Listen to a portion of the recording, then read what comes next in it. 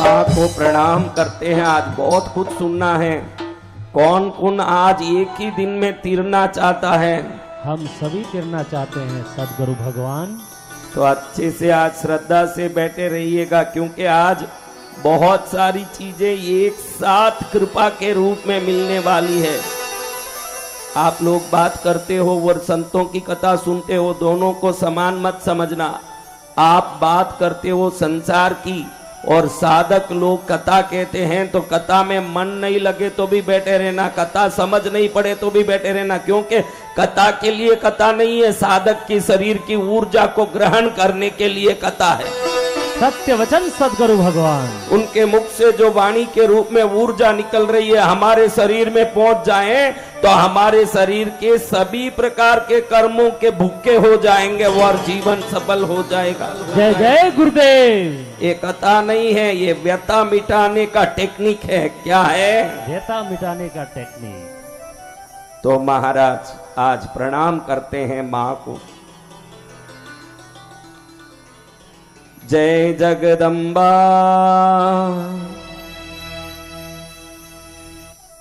परमेश्वरी।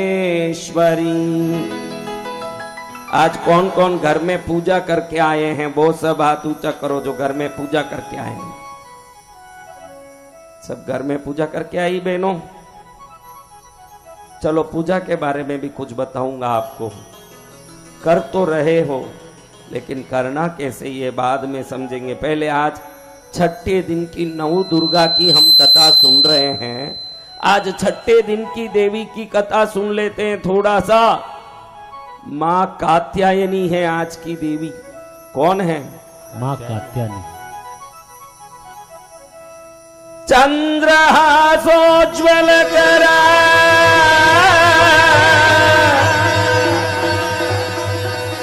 शार्दूल वरवाहना कात्यायनी शुभम धत्या देवी दानवघातिनी।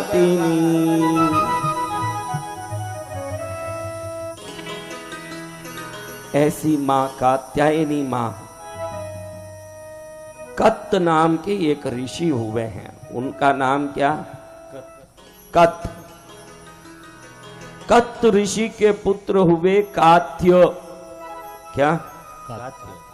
पहले आप जैसे 25 नाम नहीं रखते। द्रुपद की पुत्री हुई तो द्रौपदी रख देते, जनक की पुत्री हुई जानकी रख देते। कत के पुत्र कौन हुए? कात्य। कात्य के पुत्र हुए प्रसिद्ध महर्षि कात्यायन ऋषि। कौन हुए? अब आप सबको पूछो, कोई कामना है क्या? कामना है महाराज, कामना है। क्या कामना है? घर चाहिए, बंगला चाहिए, ये कामना नहीं। सोना चाहिए महाराज, सोना चाहिए। और पैसा चाहिए महाराज, पैसा चाहिए। और गाड़ी गाड़ी गाड़ी चाहिए। देखो महापुरुषों को जो कामना होती है वो भी महापुरुष हैं, ये लक्षण दिखाने वाली कामना होती है। आपकी कामना देखो तो ये हंसी आती है। जो चीज छोड़ के जाना है उसके पीछे कामना होती है आपको। और कात्यायन ऋषि को कामना हुई भगवती मेरे घर में बेटी बन के आए, इसलिए मैं तपस्या करूंगा। आप में कोई ऐसे हो भगवान मेरे घर में प्रकट हो इसलिए तपस्या करूं? आपको बोलूं तो आप हंसोगे कि कहीं भगवान मेरे घर में आने वाले हैं क्या? आपको विश्वास तक नहीं होता। आपको संसार, पैसा, गाड़ी, बंगला वो पाने के लिए व्रत करने की इच्छा होती है। महापुरुष उन्हें कहा जाता है जो भगवान को, भगवती को देखो, यशोदा माँ ने भगवान को पाने तपस्या किया, नारायण जी को उसके घर में आना पड़ा। करेंगे तब आएंगे ना महाराज। जय जय गुरुदेव। यशोदा माँ ने तपस्या की है, ऐसे थोड़ी नारायण आ गए भगवान। सत्य वचन गुरुदेव। हमने क्या तपस्या की? आप भी नवरात्रि में व्रत रखे हो। कितने ही लोगों का आज व्रत है। मेहंदी लगाया, कल हमने मेहंदी दिया, लो मेहंदी लगा लो। व्रत वाले में हम मेहंदी लगा ली, लेकिन व्रत किस लिए किया? मेरे घर में सुख आ जाए, मेरे धन आ जाए, मेरा रोग मिट जाए, मेरे कष्ट मिट जाए, मुझ पर प्रभु की कृपा हो, ये सर्वोत्तम कामना है। ऐसी कृपा से कामना से व्रत करनी चाहिए। कैसी व्रत? मुझ पर प्रभु की कृपा हो, ये कामना से व्रत करें, ये सर्वोत्तम व्रत। कात्यायन ऋषि कत्त के पौत्र कात्य ऋषि के पुत्र और तपस्या कर रहे हैं भगवती को प्राप्त करने। किसको प्राप्त करने? भगवती।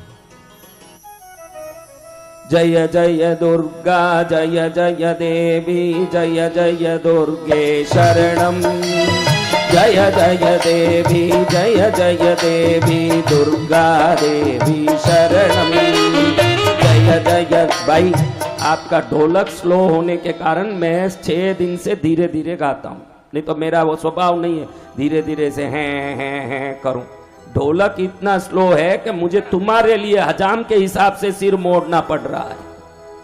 थोड़ा लगाओ अपना बराबर।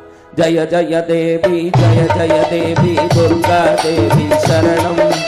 जय जय देवी जय जय देवी दुर्गा देवी शरणम। जय जय देवी जय जय देवी दुर्गा देवी शरणम। जय जय देवी जय जय देवी दुर्गा देवी शरणम।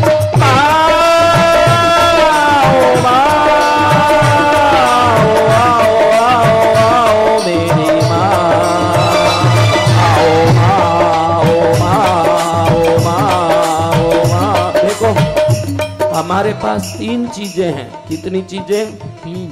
सोचने वाला मन। क्या है? सोचने वाला मन। सोचने वाला मन, उसको बोलने वाला वचन और इन सबको करने वाली काया। कभी कोई काम करो न, मन वचन और काया तीनों एक साथ भक्ति में लगे तो समझना कि सफल हो गए। देखो कई लोग बैठे हैं वचन से स्तुति बोल रहे हैं, काया से पूजा कर रहे हैं, लेकिन मन टिक पाता है क्या? देखिए वो महापुरुष जब तपस्या करते हैं, वो महापुरुष जब व्रत करते हैं, मन भी भगवती के चरण में, वचन भी भगवती का नाम लेता है, काया भगवती के चरण में समर्पित हो गया। मन वचन काया से साधना कर रहे हैं। कात्यायन ऋषि मन वचन काया से साधना कर रहे हैं। कैसी साधना? कैसी साधना कर रहे हैं? मन वचन काया त्रिकरण शुद्धि पूर्वक साधना कर रहे हैं। ध्यान रखना, मैं व्रत करती हूं तो क्या मिलता है महाराज। अब देखो आप लोगों को ध्यान होगा कि जिस दिन आपको काम कम होता है, भाई मालूम है कि आज रसोई बनाना नहीं है, उस दिन घर की सफाई में लगते हो कि नहीं?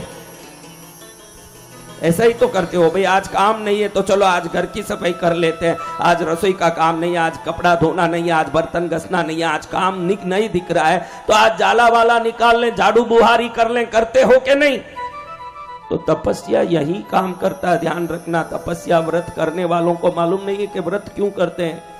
खाने से जो ऊर्जा पचाने में लगी रहती है, उस ऊर्जा को जब छुट्टी मिलती है तो वो ऊर्जा कर्मों की सफाई करने में लगती है। जय गुरुदेव। वहां ध्यान रखने जैसी बात है कि व्रत करोगे कर्मों की सफाई होती है, क्योंकि 2.5 घंटा खाने के बाद पचाने में ही पूरी ऊर्जा लगी रहती है। जब 3 घंटा पचाने में पूरा होता है, जब तक अगला खाना पेट में चले जाता है, वापस चालू करो सफाई, वापस पचाओ, वापस चालू करो, वापस पचाओ, वापस चालू करो। सुबह नाश्ता किया 3 घंटे में फट, 9 बजे नाश्ता किया, 12-1 बजे वापस अंदर मसाला डाल दिया, और 3 घंटा हुआ नहीं चाय डाल दिया अंदर, फिर साथ में 4 घंटा हुआ नहीं वापस रोटी डाल दिया। जैसे पोस्ट बॉक्स हो, घड़ी घड़ी अंदर लेटर डालते हो, ऐसे रह के डालते बैठे हैं। तो ये पचाने में ही पूरी जिंदगी निकल जाती है शरीर की ऊर्जा को। वो देखती है कि चलो आज इसने कुछ नहीं डाला पेट में, आज मैं खाली बैठा हूं, आज इसके कर्मों की सफाई करूं। व्रत करने वालों के कर्म साफ हो जाते हैं। जय जय गुरुदेव। वर्ष में कम से कम 6 बार तो भी व्रत करना चाहिए। 12 व्रत एकादशी का करें, सर्वोत्तम आत्मा 12 व्रत करें, कम से कम 6 व्रत करें तो पेट भी साफ रहता है। जिसके पेट में कब्जी हो उसका दिमाग भी बिल्कुल तरह तरह के विचार लाता है। किसको घड़ी घड़ी गलत विचार आते हैं? कब्जी के कारण मंद पड़ा हुआ पेट। आप मन और शरीर को अलग मत समझना। जिसका शरीर बिगड़ा उसका मन भी बिगड़ेगा। जिसको सुबह बैठ के टट्टी नहीं लगे, हे भगवान या तो मैं कल खाया वो नान निकाल दे, नहीं तो मेरा प्राण निकाल दे, ऐसे बैठ के उधर कब्जी के कारण रोता है, इस आदमी का मन भी भटकेगा। क्या होगा? इसलिए शरीर को भी साफ रखना, पेट को भी साफ रखना बहुत जरूरी है। अगर पेट साफ नहीं है, शरीर साफ नहीं है, तो मन भटकेगा, घबराएगा, डरेगा। सबसे सौभाग्यशाली कौन आपको पूछो तो बोलोगे जिसके पास गाड़ी, बंगला, मोटर, गहने, वो बहुत भाग्यशाली है गुरु महाराज। वो भाग्यशाली नहीं है, भाग्यशाली वो है जो सुबह उठते ही टट्टी लगे ने, रात में सोते ही नींद आ जाए, ये सबसे बड़ा भाग्यशाली है। ये होवे ही नहीं ने, रात में सोवे नींद कहाँ आवे। हाँ ए भाई, इसके बारे में इसकी पत्नी आके मेरे को बोलने लगी। हाँ, इसकी पत्नी आ गई मेरे पास। मैं तो ऐसे ही मजाक कर रहा हूँ, किसी को मिलता नहीं हूँ, फिर तुम कोई आ मत जाना सच्ची में ही बोलने के लिए। मैं तो ऐसे ही मजाक कर रहा हूँ कि इसकी पत्नी आ गई मेरे पास बोलने के लिए। गुरुदेव, जब से आपके पास मेरे पति सभा में दरबार में आने लगे, तब से उन पर भी कृपा हो गई है। मैं क्या कृपा हुई भाई, क्या हुआ? रात में सोते हैं तो उनके शरीर से अलग ही प्रकाश आता है। मैं तो आश्चर्य में पड़ जाती हूँ कि आपकी शक्ति उनको भी आ गई, आप जैसे उनमें भी प्रकाश आ रहा है। मैं क्यों, प्रकाश रकाश कुछ नहीं है बेटा। बेडशीट को अच्छे ओढ़ के अंदर से मोबाइल की लाइट से कोई किसी से बात कर रहा है, सावधान रहना, नहीं तो कहीं भटक जाएगा। हाँ, ये प्रकाश दूसरे टाइप का प्रकाश है जो आज कलयुग का प्रकाश है, मोबाइल के लाइट का प्रकाश है। रात में तू देखना नहीं, इसलिए बेडशीट को अच्छे से ऊपर सिर पर लगा के अंदर मोबाइल चला रहा है। सावधान रहना, ये ज्ञान का प्रकाश नहीं, पाप का प्रकाश है ये, सावधान रहना। हाँ, 24 घंटा मोबाइल चाहिए। कितने घंटे? 24 घंटे। हाँ, पहले सुबह उठते ही, आप ही बोलो मैं झूठ बोलूं या आप सच बोलो, सुबह उठते ही पहले हाथ देखते थे, भगवान देखते थे। अब आप सुबह उठते ही मोबाइल पास में कहां पड़ा है उसको उठ के पहले देखते हो। प्रथमम मोबाइल दर्शनम, द्वितीयम रिंगटोन श्रवणम, तृतीयम व्हाट्सएप अवलोकनम, सर्व स्वर्ग प्राप्ति मोक्ष साधनम। ऐसे हो गया है। हाँ, पहले मोबाइल का दर्शन, फिर उसमें रिंगटोन का श्रवण, फिर व्हाट्सएप का अवलोकन, ब्रह्मा विष्णु महेश तीनों लोकों का दर्शन हो गया। महाराज, हाँ, ये इसी की बात करूं। परसों इसकी पत्नी को डांट रहा था, ये खूब बुद्धि नहीं है तेरे में, 24 घंटा मोबाइल पड़ी है, उसी में पड़ी है। देख, दाल में ना तो नमक है, ना मिर्च है, ना कोई मसाला है, पानी जैसा है ये। ऐसा दाल बनाती है, 24 घंटा मोबाइल में पड़ी रहेगी तो ऐसे ही रहेगा, ऐसे डांटता है। तो उसकी पत्नी इसको बेलन दिखा के कहती है, जब से देख रही हूं दाल तो थाली में कटोरी में पड़ी है, पानी में डुबा डुबा के रोटी खाओगे तो तुमको क्या आएगा? पहले मोबाइल छोड़ के रोटी खाना सीखो। अब देखो दोनों कैसे हैं। वो उसको डांट रहा है ना, ये खुद मोबाइल देखते देखते रोटी का कवा लेके कहां डाल रहा है, किधर जा रहा है मोबाइल, रोटी का कवा। हाँ, फिर उसको डांट रहा, पानी जैसे है, कोई मसाला दाल बनाने नहीं आता तेरे को, नमक मिर्ची डालने नहीं आता, वो के पानी जैसे। क्या पानी में डुबो के खा रहे हो? थोड़ा दाल में डाल के खाओ, मोबाइल साइड में रखो। तब समझ में आया कि पानी में डुबो के खा रहे। 24 घंटा हम जो मोबाइल में लगे रहने वाले लोग, उसको छोड़ के सत्संग चैनल में कथा सुन रहे हो, कथा मंडप में आए, आपका भाग्य कोई विशेष रूप से खुल गया, इसलिए पहुंच पाए। जय जय गुरुदेव। मोबाइल में लगो, संसार में लगो, सत्संग में आ गए हो। कहाँ आ गए? सत्संग में। यहाँ जो हो रहा है वो भी सत्संग, टीवी चैनल भी सत्संग। इसका नाम क्या है टीवी चैनल का? कितना अच्छा नाम रखा, देखो, सत्संग चैनल, संस्कार चैनल। हाँ, बहुत बढ़िया है। कात्यायन ऋषि तपस्या करते हैं, महिषासुर के मर्दन करने के लिए जब देवता भगवान को प्रार्थना करने लगे, महिषासुर का वरदान था कि किसी मनुष्य देव राक्षस से मरूंगा नहीं। तो विष्णु ने अपना तेज, शिव जी ने अपनी शक्ति, ब्रह्मा ने अपनी ऊर्जा, वरुण ने अपना जल शक्ति, वायु ने अपनी प्रवाह शक्ति, अग्नि ने अपनी दाह शक्ति, ईशान देव ने अपनी त्रिशूल शक्ति, सुदर्शन चक्र शक्ति, कुबेर ने अपनी वैभव शक्ति सब शरीर से निकाला। वो सब शक्तियां जहां जाके एकत्रित हुई, वो महाशक्ति कात्यायन ऋषि की पुत्री बनके, कात्यायनी देवी बनके प्रकट हुई। आपने सुना होगा कि ब्रजमंडल में गोपिकाएं हैं, कृष्ण को पाने के लिए व्रत करती थी। सुना है कि गोपिकाएं व्रत करती थी कृष्ण भगवान को पाने। ये सभी गोपिकाएं कात्यायनी देवी की ही व्रत करती थी। कात्यायनी जो व्रत करे उनको वही शक्ति देने में समर्थ होने से छठे दिन की देवी कात्यायनी को महिषासुर मर्दिनी के रूप से जाना जाता। महिषासुर की नाश करने वाली परम तेजस्वी शक्ति भगवती कात्यायनी मां कात्यायन ऋषि की पुत्री बन के जन्म ली और भगवान को प्रसन्न करने वाली भगवती बाप की बेटी भी बन के आती है। देखो, अल्लाह कहीं बेटे बन के आए, कभी सुना है? सुना कभी?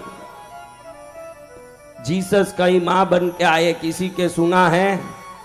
हमारे धर्म में है, हमारे भगवान भगवती सखा बन के, भ्रातृ बन के, पिता बन के, पुत्र बन के, मां बन के, दुनिया दास बन के भी, भगवान दास बन के भी आए हैं। ये सनातन धर्म में है। आप जितने संसार में रिश्ते देखते हो वो सभी रिश्तों में भगवान प्रकट होते हैं। ये सनातन धर्म की महिमा है। ये सभी रिश्तों में भगवान आते हैं। ऐसी कात्यायनी माँ का आज हम नमस्कार करते हैं। आज आपको मैं महालक्ष्मी माँ का कवच कराने वाला हूं। कवच यानी क्या? जो शरीर पर लगता है और युद्ध में जाओगे तो युद्ध में कोई भी सामने शत्रु आके 1000 बाण छोड़े, 1000 तीर बाला मारे, लेकिन आपको कोई प्रकार की घात नहीं हो और व्यवस्थित सुरक्षित हो, इसको कवच कहते हैं। हर देवता का एक कवच होता है।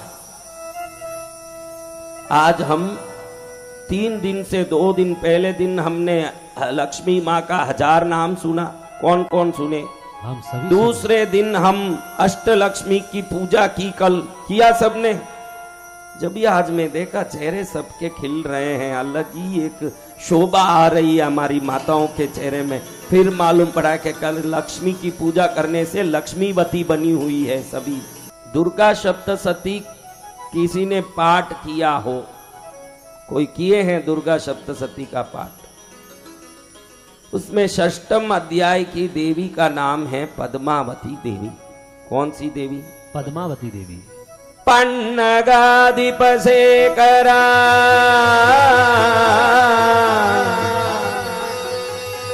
विपुलारुणाम्बुज विष्टरा कुर्कुटोरगवाहनामरुण प्रभां कमलानना त्रयंबकां वरदांकुशायतपास दिव्यफलांकितां चिन्तयेत् कमलावतीं जपतां सतां फलदायिनी। पद्मावती शब्द एक एक अक्षर अलग अलग बोलिए। पद्मावती बोलिए। पहला अक्षर क्या है? प, बाद में तीसरा, म, चौथा, व, पांचवा। ती। दुनिया में सभी देवियों में इस देवी के एक एक अक्षर में अर्थ है। पाप नाशिनी। पहला अक्षर क्या है? पाप नाश। ऐसे ही पद्मावती नाम लेके नहीं बैठी है। वो कहती है कि मेरा पहला अक्षर का उच्चारण करें, उनका पाप नाश हो जाता है। दूसरा अक्षर द। पद्मावती में दूसरा अक्षर क्या है? द। द यानी दुख नाशिनी, जो मेरा दूसरा अक्षर बोलते हैं नाम का, उनका दुख मिट जाएगा, ऐसे मां बोलती है। तीसरा मां क्या है? मां। तीसरा अक्षर क्या है महाराज? हा? जो भी मां ऐसे तीसरा अक्षर बोलते हैं उनके मान बढ़ा देती है, सम्मान बढ़ा देती है मां। चौथा अक्षर क्या है? बोलो। वाह, चौथा अक्षर मां पद्मावती कहती है मेरा चौथा अक्षर वाह, कोई बोले उनकी व्याधि मिटा देती हूं मैं। पांचवा अक्षर क्या है महाराज? हाँ, क्या अक्षर है? ती। त से मां कहती है अंतिम अक्षर त, पद्मावती। वो ती से तकलीफ मिटा देती है मां। जय जय गुरुदेव। बा से पाप मिटाने वाली, द से दुख मिटाने वाली, मां से मान बढ़ाने वाली, वा से व्याधि मिटाने वाली, त से तकलीफ मिटाने वाली पद्मावती माता की जय हो। बेटा, ए बच्चे सिक्योरिटी, वो चेयर वहां मत रख, उठा वहां से। पीछे बैठने वालों को बैठने दे, उधर का ही लगा रहा अभी।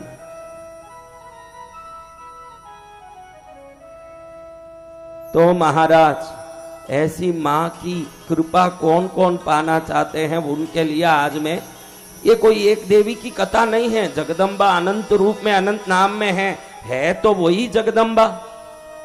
तो उसकी शक्ति की महिमा बता रहा हूं, आप सुनोगे तो बड़े आश्चर्य में पड़ जाओगे कि इसकी इतनी महिमा। माँ के मैयर निवासी जितने लोग बैठे हो, उस माँ के चरण में बैठे हो। देखो, मैयर में जन्म लिए बड़े हुए या मैयर में शादी हुई और यहाँ ससुराल बना के आए, वो सब बड़े भाग्यशाली। ऐसे वैसे जगह में रहते हैं वो तो रहते हैं, शक्ति पीठों में जिनके घर है वो स्वयं शक्ति स्वरूपा के प्रतीक बन के जीवन बिताते हैं, बड़े भाग्यशाली हैं वो सब। एक श्रेष्ठ स्थान में जन्म लेना भी तो भाग्य है महाराज।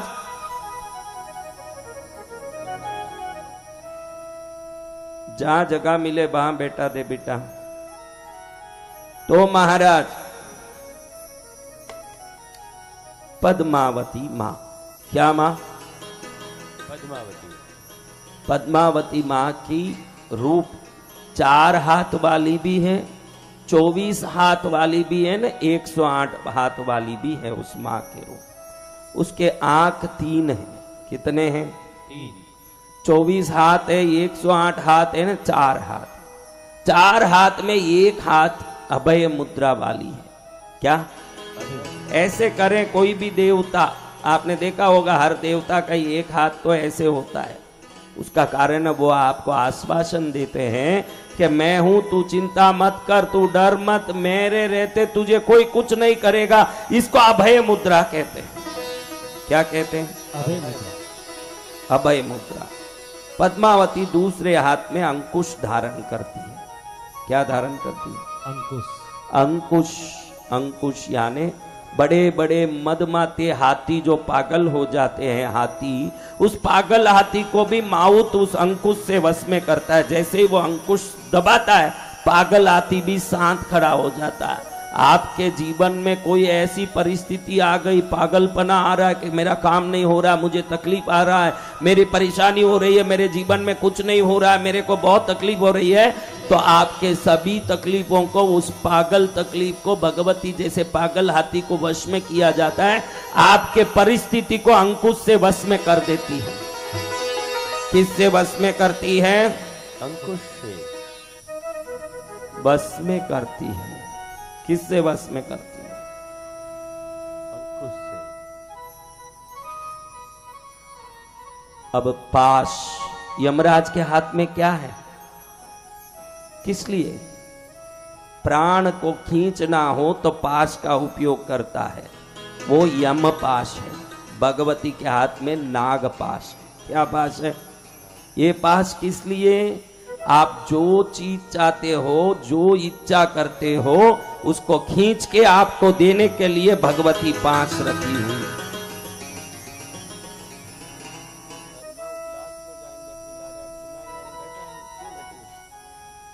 और बिजोरा फल चौथे हाथ में। कौन सा फल? बिजोरा फल। मैं उस दिन बताया वो फल उधर कथा में, जी भगवान। सबने देखा ना। ये भगवती के हाथ में मैंने कहा 600 करोड़ लोग अगर आपके ऊपर 600 करोड़ लोग नजर डालते हैं, टोना टोटका करते हैं, तो पूरे पृथ्वी के 600 करोड़ लोगों के नजर टोने को तोड़ने की ताकत इस फल में है। मैं परसों उसका दर्शन कराया था, अगर हो सका तो आज भी शाम को हवन में दर्शन कराता हूं, अगर रहा हो तो आप देखिए उस फल को। ये फल विशेष करके इधर इस इलाके में, इस राज्यों में कहीं नहीं मिलता, ये गुजरात में या कुछ क्षेत्रों में मिलता है ये फल, या इसका वृक्षारोपण करके पालने वालों के पास ये फल मिलता है। शास्त्र कहता है कि 6 करोड़ कद्दू की ताकत ये एक बिजोरा फल में है। इतनी शक्तिशाली चीज भगवती हाथ में लेके बैठी है। इस मां का स्थान तमिलनाडु में, कहां पर?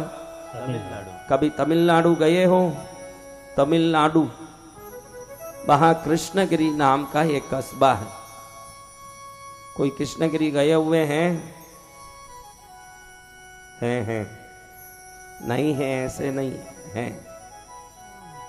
तो जो कृष्णगिरी गए हैं उनको बता दूं कि जगदम्बिका का मूल स्थान इस विश्व में वो कृष्णगिरी तीर्थ है, जहां मां पद्मावती निवास करती है और सबको आशीर्वाद देती है।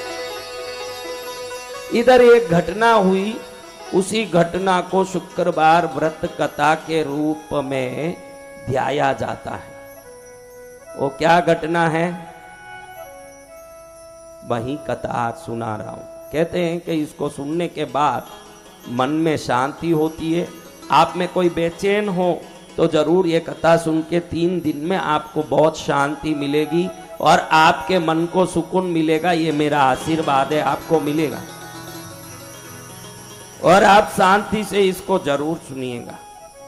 आपके मन के सभी प्रकार के व्यथा, दुख, संकट, परेशानियां समाप्त हो जाएं, ऐसी ये दिव्य कथा है। मैं विशेष करके बड़े यूं विश्वास से क्यों बोल रहा हूं, मैं उस जगदम्बिका का उपासक होने से, साधक होने से, बेटा होने से किसी की बात मानेगी नहीं मानेगी, मेरी बात पद्मावती को मानना पड़ता है। जय जय गुरुदेव। तो ऐसी पद्मावती माँ का मैं कथा आपको सुनाने जा रहा हूं। आप वो कथा शांति से वहीं बैठ के सुने। कृष्णगिरी कौन कौन आए हैं? कृष्णगिरी इतने लोग आ गए, भाग्यशाली हो, भाग्यशाली सब आ गए और आगे जो आने की इच्छा रख रहे हैं वो भी भाग्यशालियां हैं सब।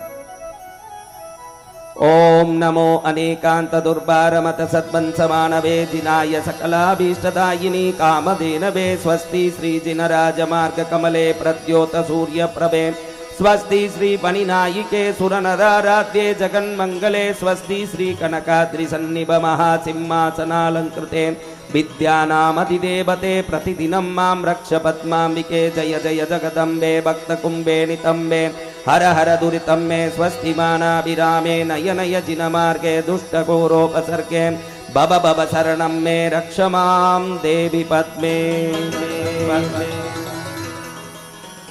महामाई जगदम्बा पराशक्ति को प्रणाम करते हैं। ये कृष्णगिरी तमिलनाडु में कावेरी नदी जहां बहती है, ऐसे सुंदर स्थान में स्थापित स्थान है। इस जगह पर रुक्मावती नाम की एक गरीब कन्या रहती थी, स्त्री। उसके पिता बहुत पैसे वाले थे। उसका भाई बहुत बड़ा नगर सेठ था, उसका नाम ऋषभ दत्त। क्या नाम? भाई का नाम क्या? ऋषभ दत्त। पिता के मरने के बाद वो भी बहुत बड़ा नगर सेठ बन गया। इसको भी अच्छी जगह शादी करके दी थी रुक्मावती की, लेकिन समय देखिए सबका एक समान नहीं होता। इसको जहां शादी करके दिया बहुत बड़ा पैसा वाला था, बाद में धीरे धीरे नुकसान होने लगा, अंत में खाने की भी नौबत आ गई। अब ऐसी नौबत आई कि खाने को लाले पड़ने लगे, 2 बच्चे हो गए न, रुक्मावती गर्भिणी भी थी, रोटी के भी तकलीफ होने लगी। और देखो पैसे वाले जब गरीब हो जाते हैं तो पहले तो बड़े जगह पर संबंध थे, बड़े लोगों से उठ बैठ था, फिर अब उसको कोई इज्जत नहीं देता है तो उसको बहुत मन में ग्लानि होती है कि देखो ये लोग मुझसे मुंह फेरते हैं। एक दिन रुक्मावती को उसका पति कहने लगा, देखो रुक्मावती, एक बार तो हम बहुत करोड़पति थे, तुम्हारा भाई तो आज भी इधर नगर सेठ है, ऋषभ दत्त बहुत बड़ा पैसा वाला है, लेकिन मैं आज बहुत गरीब हो गया हूं, गली में कोई जाऊं तो इज्जत नहीं देते। पहले मुझे देख के जो राम राम हाथ जोड़ते थे करते हुए राम राम, आज वही लोग मुंह फिरा के जाते हैं। मैं चाहता हूं कि कहीं विदेश जाके 2 रुपया कमा के लाऊं ताकि मेरी भी इज्जत बनी रहे। बिन पैसा किसी का इज्जत नहीं है रुक्मावती, पैसा है तो सब पूछते हैं, बिन पैसा कोई इज्जत नहीं है। मैं भी 2 रुपया कमा के आऊंगा तो सब लोग मेरी इज्जत करने लगेंगे।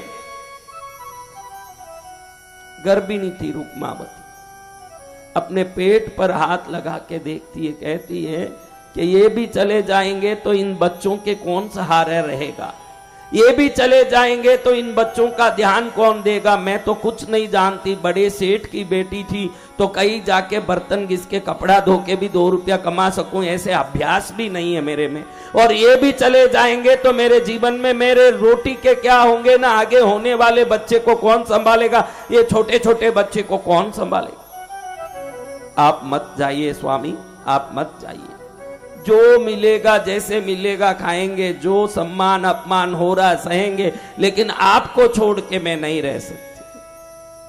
नहीं रुक्मावती, अब रहना मुश्किल है। पहले एक जमाने में मैं गली में जाता था तो जो धनीराम सेठ बोल के नमस्कार करते, ए धन्ना क्या है रे, ऐसे आज मुझे रेखारा बोल के बुलाते हैं, आ रे जा रे बोलते हैं। बड़ा मन में शूल चुभता है, मुझे बड़ा शर्म आता है। अब मैं इस गांव में नहीं रह सकता, मुझे 2 वर्ष का तू समय दे, 2 वर्ष में मैं कमा के कैसे भी भरपूर आ जाऊंगा। इस गांव में अब कमाने भी मेरे पास कुछ नहीं रहा, विदेश जाऊंगा, कहीं कुछ करूंगा, कुछ न कुछ जुगाड़ करके मैं 2 रुपया कमा के लाऊंगा, तू भी खुश रहेगी, मैं भी खुश रहूंगा। 2 साल की बात है, बाद में हम जिंदगी भर खुश रहेंगे, मुझे जाने दे। पत्नी के मना करते करते ऋषभ दत्त निकल गया और निकल के चले गया। अकेली हो गई रुक्मावती, बड़ी दुखी हो रही है। 2 छोटे छोटे बच्चे, एक 3 साल का, एक 2 साल का, एक पेट का बच्चा। अब इन बच्चों को संभाले कैसे। धीरे धीरे दिन निकलने लगे, सोचती है कि चलो 2 साल कैसे भी गुजार लूंगी, मेरे पति को आने दो, जब तक कैसे भी गुजारूंगी। अब वो कुछ रख के तो गया था नहीं, घर में जो पीतल के बर्तन थे, छोटे मोटे नतनी वगैरह थे, वो भी बेचे। फिर वो कपड़े भी खत्म हो गए, जो भारी वाले थे वो भी दे दिए किसी को। फिर फटे कपड़े, घर भी खाली हुआ, झोपड़े में रहना पड़ा, फूटा टूटा मकान हो गया। अब रोटी बनाएं तो लकड़ियों के लिए कहां जाएं, रोटी बनाएं तो घी के लिए कहां जाएं चुपड़ने के लिए। इसलिए पटोलिया बना बना के पीती है कि भाई बच्चों को भी पिलाती है, ये पी लो बेटा। अब कितने दिन ये एक व्यक्ति पटोलिया पिए, कैसे जिए।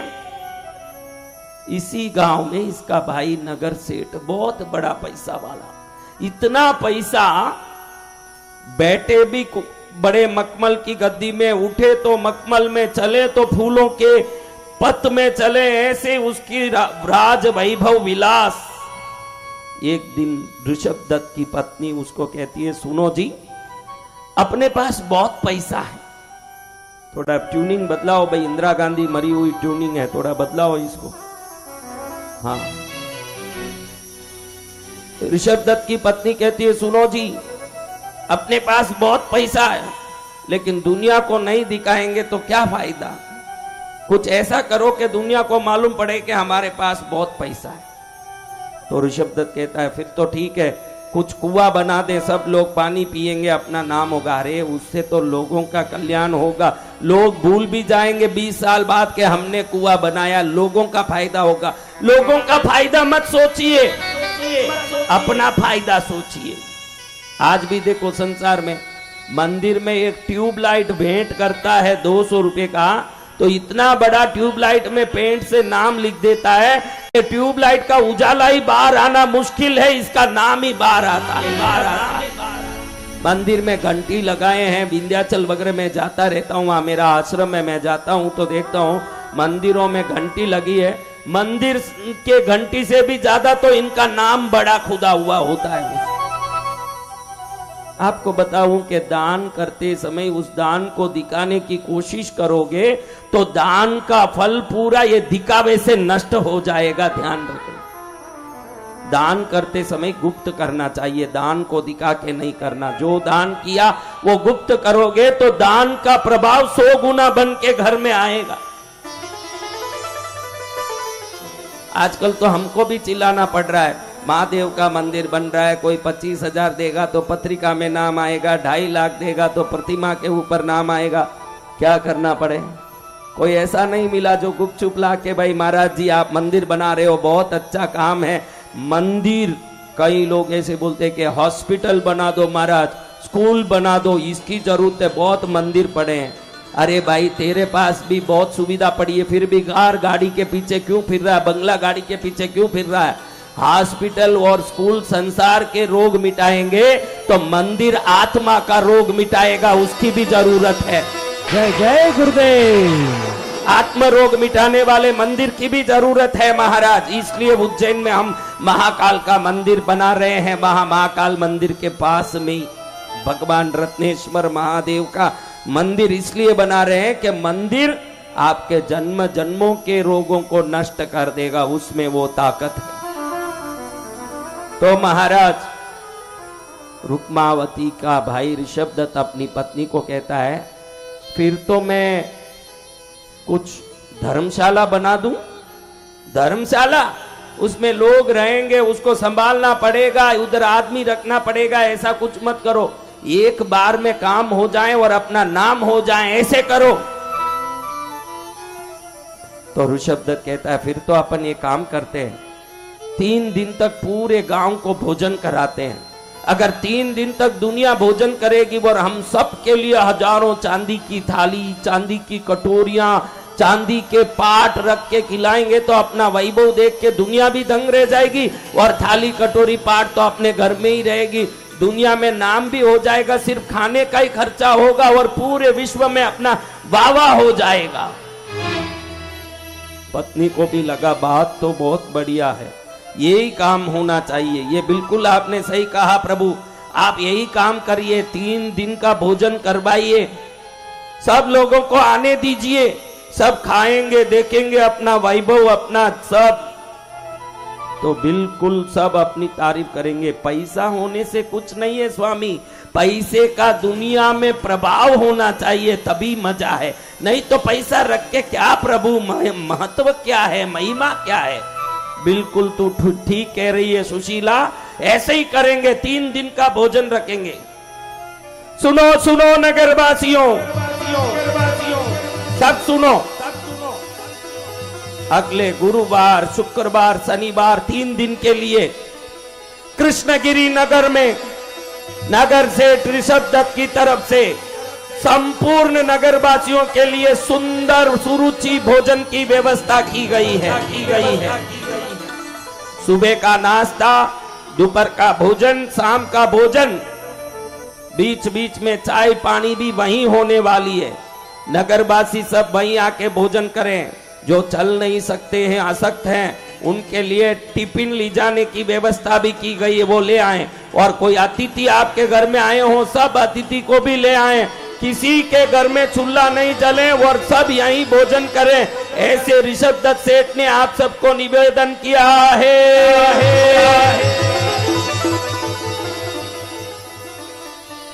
कौन से वार का भोजन है बताओ? बोलो बोलो। गुरुवार, शुक्रवार और शनिवार 3 दिन का भोजन का व्यवस्था किया है। अब भोजन की व्यवस्था रख दी, तुरंत ऋषभदत्त काम में लग गया। ऐसा भोजन हो दुनिया उंगली चाट जाए। अरे मुनीम जी को बुलाओ, जी साहब, जी हुजूर। मुनीम जी जहां जहां से जो जो रसोई में विभिन्न निपुण लोगों को उन राज्यों से बुलाओ। ब्यावर से फीनी बनाने वाले को बुलाओ, जोधपुर से कचौरी वाले को बुलाओ, ब्यावर से तिलपट्टी वाले को बुलाओ, पाली से पापड़ बनाने वाले को बुलाओ, तमिलनाडु से चेन्नई से इडली सांभर वाले को बुलाइए, मद्दूर से मद्दूर बड़ा को बुलाइए, केरल से आप्पम बनाने वाले को बुलाइए, पानी पूरी बेलपूरी बनाने वाले को बुलाइए, राजस्थान से, पंजाब से पंजाबी नान कुलचा बनाने वालों को बुलाइए। वो रसैया उसी जगह से आना चाहिए। काशी से रबड़ी दूध बनाने वाले को बुलाइए, गरम गरम। सब जगह के विशेष लोग आना चाहिए। सुनार को बुलाइए, 1 लाख चांदी का थाल बनाइए और 4 लाख चांदी की कटोरियां बनाइए, 1 लाख चांदी के पाठ बनाइए, सब चांदी के पाठ पर बैठ के खाएंगे मेरे नगरवासी। 4 दिन में सब तैयारी हो जाना चाहिए। रास्ते भर में गुलाब का जल छिटवा के मट्टी को ठंडा करिए, सब जगह गुलाब की सुगंध आनी चाहिए, सब जगह गुलाब की फूल बिछाइए और केले का झाड़ लगाइए, आम के पत्तों का तोरण लगाइए, जगह जगह बैंड बाजे वाले को खड़ाइए। नासिक का ढोल होना चाहिए, केरला का चंड मेलम होना चाहिए, कर्नाटक के मोड़म होना चाहिए, तमिलनाडु का नादस्वरम होना चाहिए, पंजाबी ढोल होना चाहिए। मेरे पैसों का वैभव को देख के ये कृष्णगिरी नगर का राजा भी आश्चर्य पड़ जाना चाहिए, ऐसा वैभव होना चाहिए। चारों तरफ तैयारियां चालू हो गई, बड़े बड़े बर्तनों में रसोई बनना शुरू हो गए। 3 दिन बाद भोजन चलना है, अभी से मिठाइयां बनना शुरू हो गई। कई मावा दूध में रड़ रहा है, तो कई चाशनी बन रही है, तो कई पहाड़ जितनी इलायची कूट रहे हैं। एक 20 जन मिलके इलायची कूट रहे हैं। कितनी इलायची लाई? 2000 किलो हुजूर। अरे 2000 किलो इलायची से क्या होगा? 5000 किलो इलायची लाओ और जलेबी में, इमरती में, सब जगह इलायची डालो, सुगंधी सुगंध होना चाहिए, होना चाहिए, होना चाहिए। पहाड़ जैसे जगह जगह ढेर लगी है, बूंदी की ढेर लगी है, इमरती की ढेर लगी है, पेड़ों की ढेर ढेर बन के खड़ी है सब जगह। अब सब जगह डंडोरा पीट रहा है, एक जगह डंडोरा पीटना नहीं। पहले ही ऋषभदत्त की पत्नी ने सावधान कर दिया था डंडोरा वालों को, और ऋषभदत्त भी बोल के भेजा कि इस घर के सामने डंडोरा मत पीटना। वो कौन सा घर महाराज?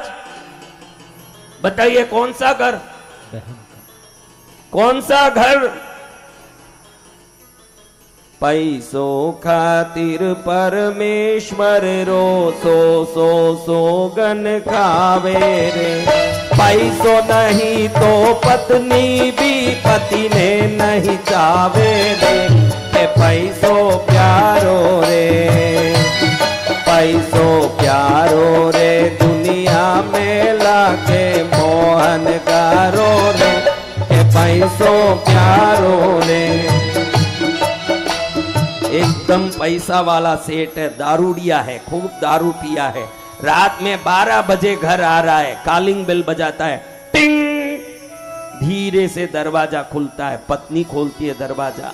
जल्दी आया करिए, लेट मत करिए, आपके कारण मैं भी भूखी रहती हूँ। मालूम है कि गुटखा खा के, सट्टा खेल के, दारू पी के लुच्चा आया है, फिर भी पैसा वाला सेठ है। पत्नी हाथ पकड़ के धीरे से सोफे पर बैठा के उसको भी एक एक कौवा खिला रही है। और उसके ही पास में एक झोपड़ा है जहाँ उसका पति गरीब है। सुबह बोल के गया था कि नौकरी ढूंढने जा रहा हूँ, आ जाऊंगा। काफी ढूंढना पड़ेगा शाम तक, क्योंकि बहुत दिन से नौकरी नहीं मिल रही, इधर कहीं नौकरी नहीं है, थोड़ा मेहनत करना पड़ेगा। बड़ा मेहनत करके सुबह से गया नौकरी ढूंढने, और नौकरी ढूंढ ढूंढ के परेशान हो गया। नौकरी मिला भी नहीं। रात में आया 8 बजे। कितने बजे? और पहले वाला सेठ कितने बजे आया? 12 बजे। 12 बजे। दरवाजा कैसे खुला? धीरे से। हाँ, धीरे से। इस झोपड़े में क्या दरवाजा नहीं होगा? खड्डा होगा। इधर भी दरवाजा है। ये दरवाजा भी खुला 8 बजे। दम बुद्धि नहीं है, आदमी होकर के जानवर की तरह घूमते हो। मेरे बाप के घर में मैं कितनी खुश थी, तुमको बुद्धि नहीं है, ऐसे मेरे को लाके दुखी कर रहे हो। पैसा कमाने का ठिकाना नहीं और बिना काम के फिर रहे हो। इतना क्यों सुनना पड़ा महाराज, इतना क्यों सुनना पड़ा? पैसों नहीं तो पत्नी भी पति ने नहीं चावे रे के पैसों प्यारो रे। ऋषभ दत्त ने पहले ही कह दिया था कि ये मेरी बहन बड़ी दरिद्र है, इसके घर के सामने जाके डंडोरा मत पीटना। कहीं ये आ जाएगी तो फटे कपड़े पहन के आएगी और लोग बोलेंगे कि देखो ये सेठ इतना बड़ा वैभव दिखा रहा है, इसकी सगी बहन तो ऐसी दरिद्र की तरह घूम रही है, इज्जत जाएगा हमारा। इसको बुलाना मत। किसको नहीं बुलाना? बहन को। आप में भी कितनी बहनें बैठी हो मुझे पता है, जिनकी राखी का रिश्ता टूट चुका है और पियर जाती नहीं हो के नहीं? हाँ है ना ऐसे, क्योंकि पत्नी को पता है कि मेरा भाई कितना भी बड़ा हो, कितना भी श्रेष्ठ हो, जहां मैं शादी करके गई हूं मेरे लिए स्वर्ग अब वहां है। वो समझदार हो गई है। और ये संसार के रिवाज की बात करके मतलब नहीं। धीरे धीरे दिन 2 दिन बीतते गए, गुरुवार आ गया, प्रथम दिन भोजन का। और भोजन का प्रथम दिन एकदम तैयारियां जोर शोरों से है, बैंड बज रहे हैं।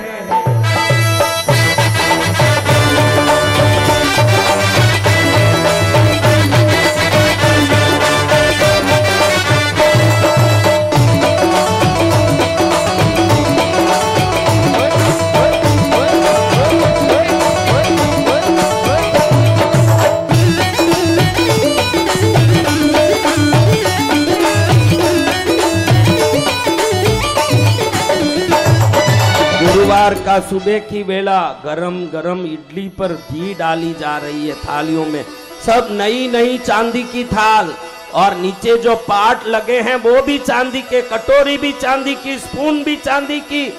और आप लोगों ने कटोरी में आज तक चटनी सांबार लिया होगा कि नहीं? इधर ऋषभ दत्त के घर में सबको पहले कटोरी में घी भरा जा रहा है कि भाई इडली में लेना, डोसा में लेना, नाश्ता में लेना। हलवे में पहले ही घी लपक के नीचे उतर रहा है, उस पर आधा कटोरी घी ऊपर से काम वाले डाल रहे हैं जो सर्विंग के लिए बैठे हैं। कैसे भी इस कार्यक्रम से मेरा नाम हो जाना चाहिए। किसको चिंता लगी है? ऋषभ दत्त सेठ को चिंता लगी है कि ये कार्यक्रम करूं, दुनिया में नाम हो जाए कि पैसा वाला सेठ हो, तो ऐसा सेठ हो जिस सेठ के घर में चटनी के जगह में कटोरी में घी भरी जाती है। सेठ साहब के घर में नाश्ता शुरू हुआ, लोग बैठ के खावे, जो आज तक मुंह से खाता था आज उंगलियां खा रहा। क्या स्वाद, बड़े स्वाद से सब खाएं। बच्चे रुक्मावती के माँ के पास गए, माँ मामा के घर में भोजन हो रहा है, सब लोग तारीफ कर रहे हैं। सुबह सुबह नाश्ता में केसर दूध और जलेबी खा के पड़ोसी रामू आके बोल रहा था कि चाशनी उसके दोनों तरफ मुंह से नीचे उतर रही है। माँ बोल रहा था ऐसे करता है, माँ ये जलेबी कब खिलाएगी, जिंदगी भर क्या पटोलिया पिलाएगी, चलो ना मामा के घर जाएं। नहीं बेटा, जहां बुलावा नहीं आया वहां कभी नहीं जाना चाहिए। अपने मामा है माँ, अपने मामा के घर जाने में क्या तकलीफ है? अपने मामा हो तो क्या ना, अपना घर हो तो क्या भाई। जब बिन बुलावे किसी घर में नहीं जाना चाहिए तो वो मामा का घर भी हो नहीं जाना चाहिए। माँ अपने मामा है, उन्होंने सोचा होगा कि अपनी बहन को क्या बुलाना, वो तो घर की है, इसलिए नहीं बुलाया होगा। चलो ना, सुबह का नाश्ता तो पूरा हो गया है, अब तो भोजन भी शुरू हो गया है। लोग भोजन में बैठे हैं जो कह रहे हैं कि मालपुआ बना है और मालपुए पर रबड़ी लगी है। ये मालपुआ क्या होता है माँ? तू तो पटोलिया के सिवाय कुछ नहीं दिखाती आंख में। ये गली में वो मिठाई के दुकान वाले के दुकान में ये गोल गोल चीजें रहती है, वो मालपुआ है क्या? कभी तो तूने नहीं खिलाया। अब मामा के घर में हो रहा है, तू खिला दे, तेरे को क्या तकलीफ? पैसे भी नहीं लगेंगे, पेट भी भर जाएगा। चलो ना माँ, चलो ना माँ, चलो ना। रुक्मावती ने सोचा, देखो सगा भाई होकर के नहीं बुलाया, एक ही कारण से नहीं बुलाया कि बुलाने से उसका अपमान होगा कि दरिद्र बहन है। कोई बात नहीं, हम ये कोने में बैठ के खा के आ जाएंगे, इसमें उसको क्या तकलीफ, धीरे से चले जाएंगे। मैं तो नहीं खाऊंगी, मेरा भाई ने नहीं बुलाया तो क्या, मेरे बच्चे का तो पेट भर जाएगा। 2 बच्चे नहीं 3 हो गए, पति के गए कई वर्ष हो गए, अब हम ये बच्चे को खिला देंगे तो क्या नुकसान हो जाएगा? ये बच्चे खा तो लेंगे, मैं नहीं खाऊंगी तो क्या? ये दिन में सपने देख रहे हैं ये बच्चे, कभी इनको मैं अच्छी रोटी नहीं खिला सकी, एक सब्जी नहीं खिला सकी, सदा भूखे रहते हैं। एक दिन में आधा पेट पटोलिया पीते हैं, बेचारे पूरी हड्डियां गल के चूर चूर हो रही है इनकी, और कंकाल की तरह दिखते हैं। इन बच्चों को 3 दिन अच्छा भोजन मिल जाए, इसमें तकलीफ क्या है? रुक्मावती ने सोचा, जा एक कोने में बैठ के खा लेंगे बच्चे, मैं जाके आ जाऊंगी, मैं नहीं खाऊंगी, लेकिन बच्चे तृप्त हो जाएंगे। जहां जाएं रास्ते में लाइटें, ऐसे झालर लगे हुए, पूरे रास्ते भर लाइटें, और तार लगा के रास्ते भर ऐसे झूमर लगाए हुए हैं, झूमर से दिए जल रहे हैं, चारों तरफ उत्साह का वातावरण, पूरे गांव में तारीफ की आवाज आ रही है। हर आदमी जो गली में दूसरे से मिलता है, क्या भाई खा लिया? अरे वाह, आज जिंदगी खुल गई भाई हमारी। ये ऋषभ दत्त सेठ ने क्या खाना बनवाया, सुना के भाई कश्मीर से आए हैं रबड़ी बनाने वाले, हम तो कश्मीर कश्मीर करते रह गए, ये कश्मीर से आदमी बुला दिए कि कैसा कैसा खाना बनवाया, कैसे कैसी चीजें, क्या आइटम, वाह वाह वाह, ऐसे एक दूसरे तारीफ करे। रुक्मावती और बच्चे गए अंदर, घुसे, देखे 56 भोग लगा हुआ है। कितने भोग? 56 भोग है, मीठो है, नमकीन है बाबा, बाबा चरपरो थोड़ो खाटो, सोने की थाली में परोसूं, डाल चांदी को पाटूं, अरे ऋषभ दत्त मनवार करे, देखो देखूं थे कैया नाटो, आओ खाओ भोग लगाओ, आखो कृष्णगिरी नगर में बांटो, आवो आवो नगर वासी आवो, जीमो जी भोग लगावो, है 56 भोग तैयार जी, ऋषभ दत्त करे मनोहार जी, ऋषभ दत्त करे मनोहार जी, आवो आवो जीमो जी भोग लगावो, है 56 भोग तैयार जी, ऋषभ दत्त करे मनोहार जी, ऋषभ दत्त करे मनोहार जी।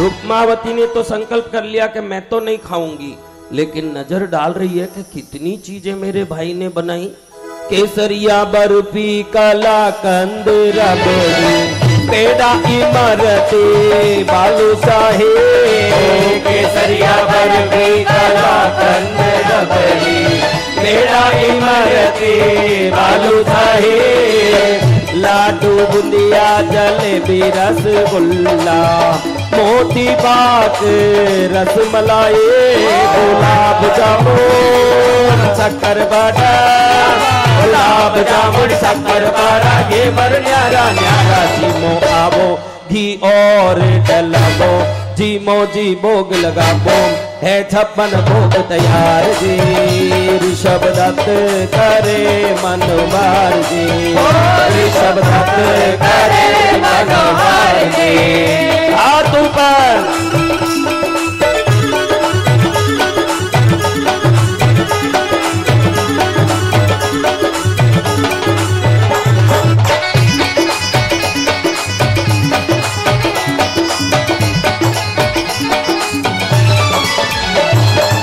अब रुक्मावती देखती है इतनी मिठाई के पास में नमकीनों का पूरा यूं लाइन लगा हुआ है थालियों में। क्या लाइन क्या?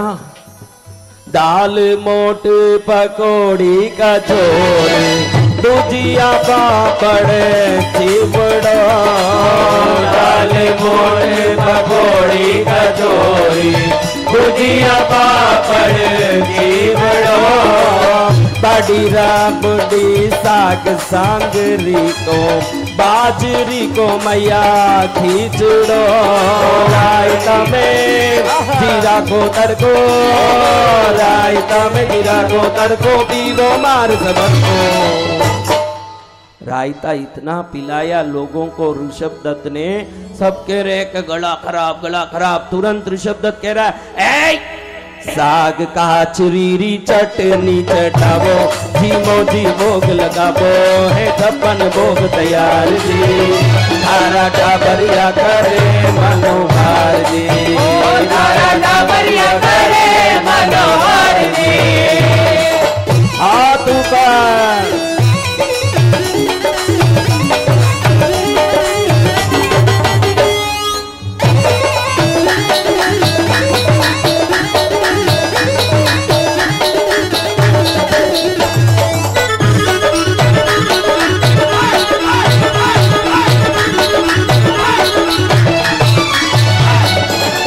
आम अमृत अंगूर अनानस फनस ने अनार दरिया। केला सेब पपीता चीकू संतरा मौसम्बी रस धार दरिया। आम अमृत अंगूर अनानस फनस ने अनार दरिया। केला सेब पपीता चीकू संतरा मौसम्बी रस धार दरिया। काकड़िया रे लाल मतीरा, काकड़िया रे लाल मतीरा खर्चो मा कर खीरा। ऋषभ दत्त सुनते सुनते आ रहा है, सुन रहा है कि कोई कह रहा है कि लाल मतीरा खा के मुंह फीका हो गया। तुरंत ऋषभ दत्त अपने सेवकों को आदेश दे रहा है, नींबू खाटो है थोड़ो क्षण खाबो, धीमो जी भोग लगाबो है 56 भोग तैयार जी। धारा टाबरिया करे मनोहर जी, ऋषभ दत्त करे मनोहर जी। अच्छा महाराज, ये 56 भोग के समय हाथ उठा के ताली बजाने से क्या फायदा? ये क्या माँ का भजन है? ये माँ का भजन नहीं है, लेकिन अन्नपूर्णा का भजन है। अच्छे से करोगे तो तुम्हारे घर में भी सदा 56 भोग बना रहेगा, घर पूरे 56 भोग से बना रहेगा।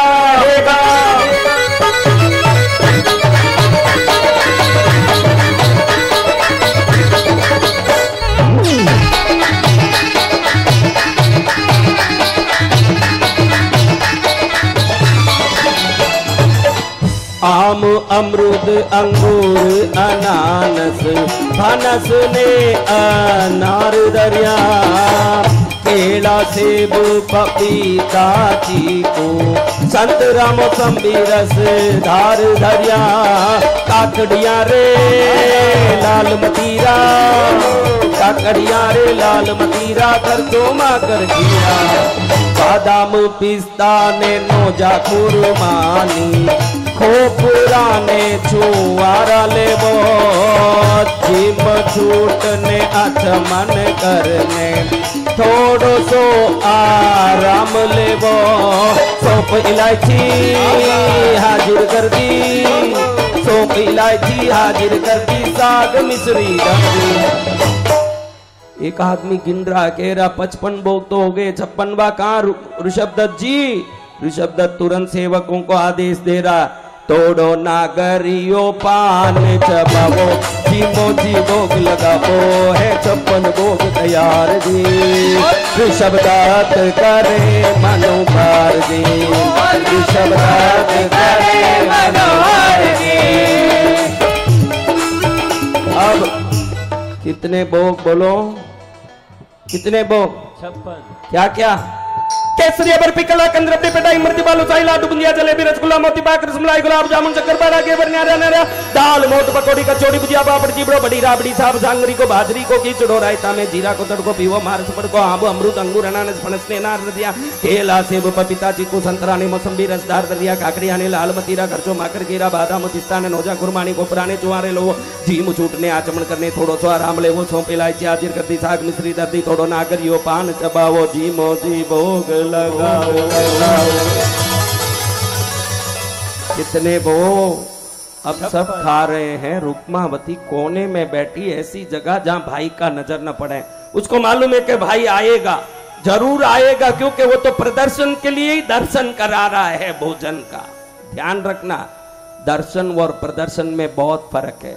दर्शन आत्मा के दरवाजे को खोलाता है, प्रदर्शन अहंकार के दरवाजे को खोलता है। और इधर आके ऐसे ही खड़ा हुआ ऋषभ दत्त सबके सामने आ रहा है। उसको तो प्रदर्शन करना है कि दर्शन कराना है? प्रदर्शन। तो बड़े बड़ी अंगूठियां पहनी हुई है हाथ में, इतना बड़ा पुखराज इधर, बीच की उंगली में उतनी बड़ी नीलम, इस उंगली में, अंगूठी की उंगली में इतना ही बड़ा हीरा, और छोटी उंगली में उतना ही बड़ा पन्ना, इतना बड़ा, उंगली से 4 गुना बड़ा बड़ा, और सब पहन लिया। सोचता है कि वो तो नीचे मुंह करके खा रहा है और मैं ऊपर से प्रणाम करूंगा, ये मुझे देख ही नहीं पाएगा, इसलिए खाने वाले के मुंह तक हाथ ले जाके राम राम सेठ जी, भोजन बराबर है, सब ठीक है, राम राम राम राम। कैसे कर रहा है? कैसे राम राम करता है बताओ? आप गली में जाके ऐसे मत कर लेना, फिर कोई बोलेंगे कि महाराज जी आके इनको उल्टा राम राम सिखाए। मैं नहीं सिखा रहा हूं, मैं तो यही सिखाऊंगा कि आप ऐसे करो राम राम। लेकिन इधर ऋषभ दत्त कर रहे हैं कि भाई सबको मेरी अंगूठियां दिखे। वो तो नीचे मुंह करके खा रहे हैं, उनका अंगूठी दिखेगा कैसे? उनके मुंह तक हाथ ले गया नीचे करके, राम राम भाई, भोजन ठीक है, सब बढ़िया है, कोई कमी तो नहीं है, राम राम राम राम। बहुत खुश हो रहा है कि मेरी उद्देश्य की पूर्ति हो रही है। मैंने जिस इच्छा से, जिस उद्देश्य से ये भोजन का पंक्ति लगवाया, देखो दुनिया मेरी तारीफ कर रही है, हर जगह मेरी प्रशंसा हो रही है, वाह वाह हो रही है। इतने में नजर कहां पहुंच गया? किस पर पहुंच गया? बहन को देखते ही आंख लाल हो गई। अरे चुड़ैल, ये यहां कहां गई मेरे बदनामी करने?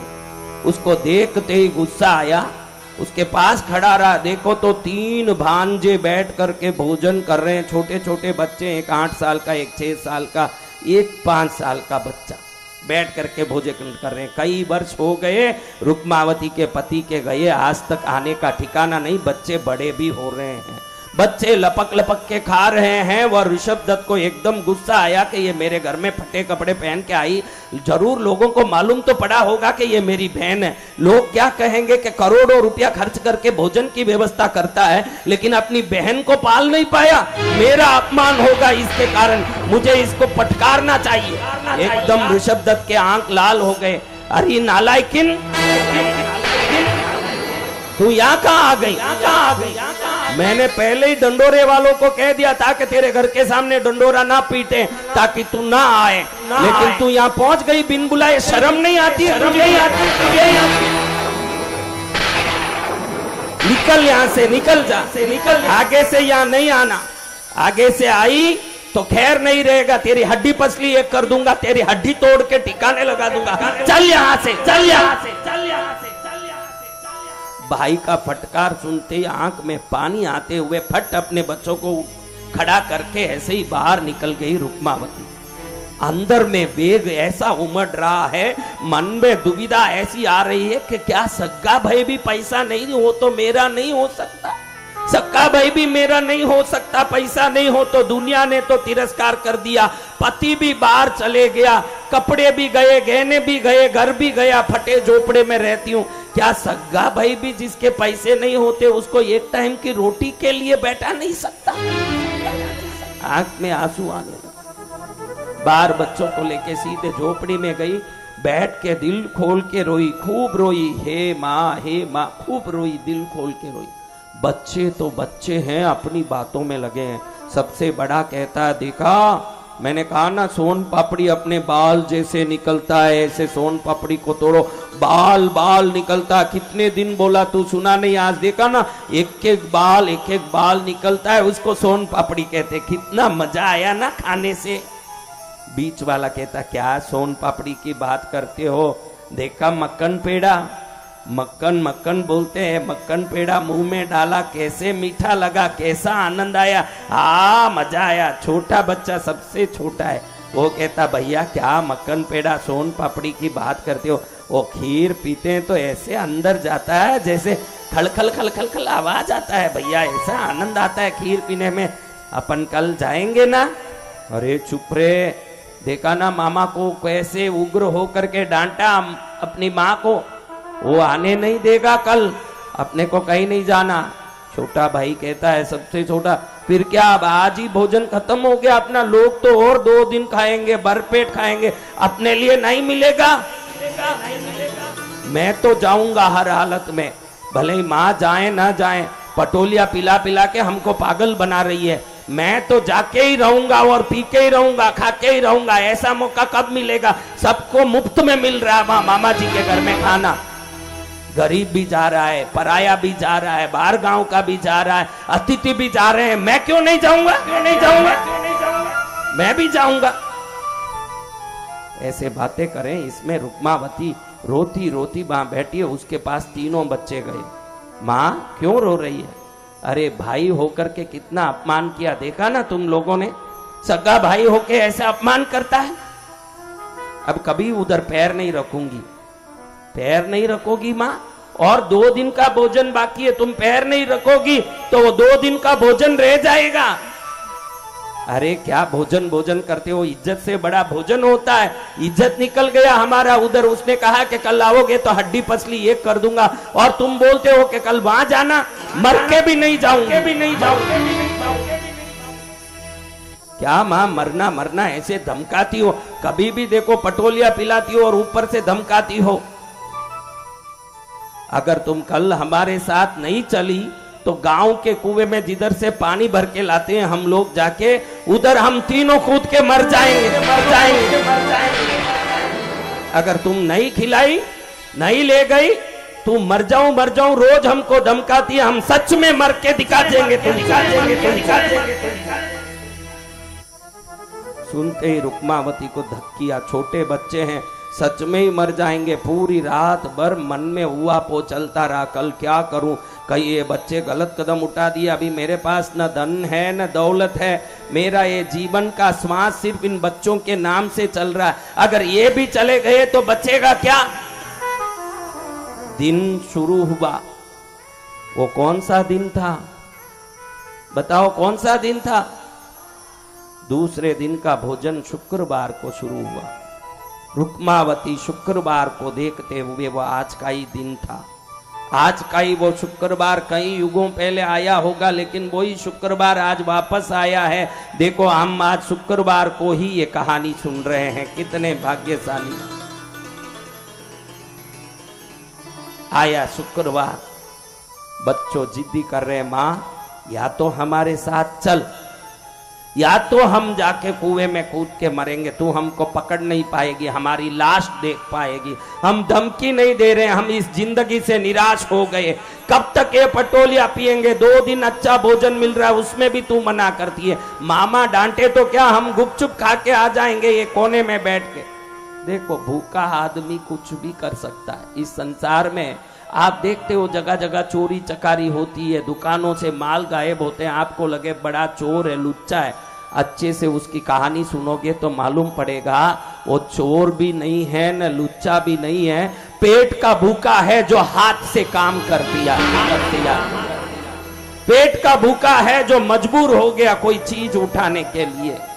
भूख ऐसे आदमी को तकलीफ देता है भाई, भूख ऐसे आदमी को गलत काम करने प्रेरित कर देता है। भूखा प्यासा व्यक्ति भारत को बहुत बड़ा दुनिया का आधुनिक सर्वोत्तम देश बनाने की कोई जरूरत नहीं है, बनाओ, कोई मना भी नहीं है, लेकिन भारत के हर व्यक्ति को रोटी मिले, पानी मिले, इतनी व्यवस्था यहाँ के जो शासक हैं वो लोग इतनी व्यवस्था कर दें तो ये भारत सुखी देश हो जाएगा। क्योंकि गाड़ी दूं ने, बंगला दूं ने, मैं फलाना दूं ने, ये सब तो देते रहो, पहले इंसान को रोटी पानी की व्यवस्था हो जाए, हर घर में सूखी रोटी मिले, वो बहुत जरूरी है।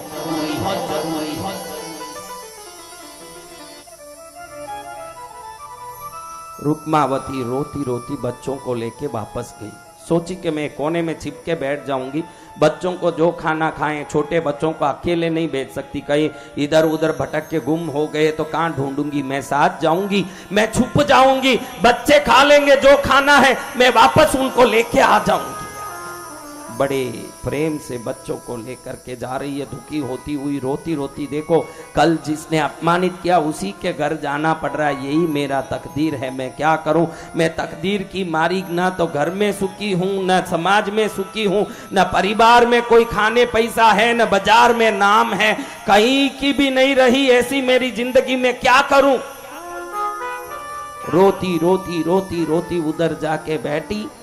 जैसे ही बच्चे खाने लगे, आज दूसरे दिन में वापस पहरा देने पहुंच गया ऋषभ दत्त। राम राम करते आ रहा है। कैसे राम राम करता है बताइए, इतना तो आपने जान लिया है, कैसे राम राम कर रहा है। इतने में नजर किस पर पड़ गया, बहन पर बहुत गुस्सा आया है, होना करके आती है, ये जबरन आती है, जरूर ये आके हमारा बदनाम करना चाहती है, इसलिए आती है, आज इसको नहीं छोड़ूंगा। सीधा गया, बदतमीज, रोज बिन बोले आती है, कल मैंने इतना डांटा, तुझे शर्म नहीं आता, तुझे नहीं छोड़ूंगा मैं। उसका बाल पकड़ा, सब लोग देखते रह गए कि किसी स्त्री को पकड़ के मार रहा है ऋषभ दत्त नगर से, लेकिन वो बेरहम होकर के उसको पकड़ के खींचा और खींच के ऐसे धक्का मारा कि धक्का मारते ही सीधी वो जाके बाहर दहलीज पर गिरी।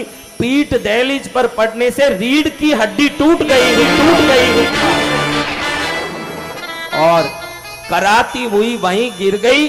बच्चे तीनों रोते रोते माँ माँ करते घबराते पास आके खड़े हुए और ये ऐसी पड़ी जोरदार के सरकना मुश्किल हो गया, उठना मुश्किल हो गया, बैठना मुश्किल हो गया। और गरीब को कौन हाथ लगाए महाराज,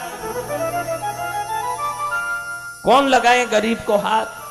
सब दूर से ही मुंह देख रहे, नजदीक आके कोई सहयोग करने भी तैयार नहीं है। वो बेचारी दुखी होकर के वहीं करा रही है, जोर जोर से चिल्ला रही है। फिर सोची यहां से कैसे ही जाऊं, किधर जाऊं, क्या करूं।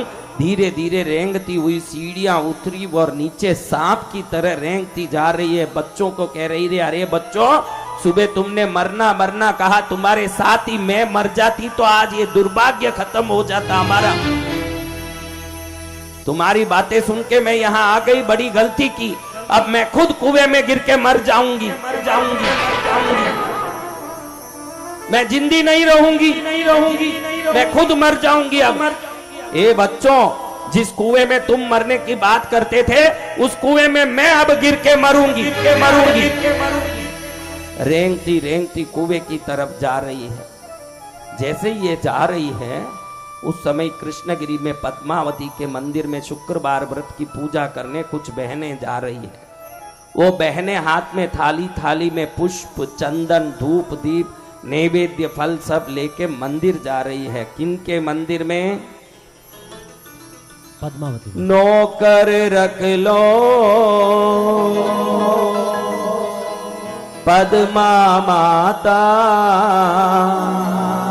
तुम अपने दरबार में। नौकर रख लो पद्मा माता, तुम अपने दरबार में। करूं सफाई निश दिन माता, मैं तेरे दरबार में। गंगा जल से मैं तेरे चरण पका लूंगी, गंगा जल से मैं तेरे चरण पका लूंगी। रोज नया श्रृंगार करके तुझे रिझाऊंगी, आंगिया सजाऊंगी, चोला सिलवाऊंगी, सुनहरी गोटे की चूनर लाके तुझे पहनाऊंगी। नौकर रख लो कृष्णगिरी वाली, तुम तुम अपने दरबार में नौकर रख लो कृष्णगिरी वाली, तुम अपने दरबार में। सभी बहनें हाथ में थाली लेके जा रही है, देख रही है कि कोई बहन जाके कुएं में गिर रही है। अरे अरे अरे अरे मालिनी, शीला, देखो मालती कोई पड़ रही है, कुएं में जा रही है बच्चों को लेके। कौन है? बचाओ इसको, बचाओ इसको। जैसे ही गिरने वाली थी हाथ पकड़ के बाहर खींचा, रेंगती हुई गई हुई को पढ़ना ही था और इन्होंने पीछे खींचा, जोर जोर से रोने लगी, मुझे मत बचाओ, मुझे मरना है, मुझे मरना है, मुझे मरना है, मुझे जिंदे नहीं रहना, नहीं रहना। अरे क्यों मरना चाहती है? आत्महत्या करना महापाप है, इससे फायदा क्या होगा? क्या दुख है तुझे? अरे क्या दुख नहीं है ये पूछो। मेरा पति कई वर्ष हुआ विदेश कमाने जाऊंगा बोल के गया, आज तक आया नहीं। मेरा सग्गा भाई ऋषभ दत्त नगर सेठ ऋषभ दत्त की बहन, तू मरने आई? अरे मेरा पति गरीब गया, अब कौन भाई ने कौन संसार, उसने ही आज धक्का मार के बाहर निकाला, मेरी रीढ़ की हड्डी तोड़ दी, अब जिंदी रह के क्या करूंगी, मुझे मरना है।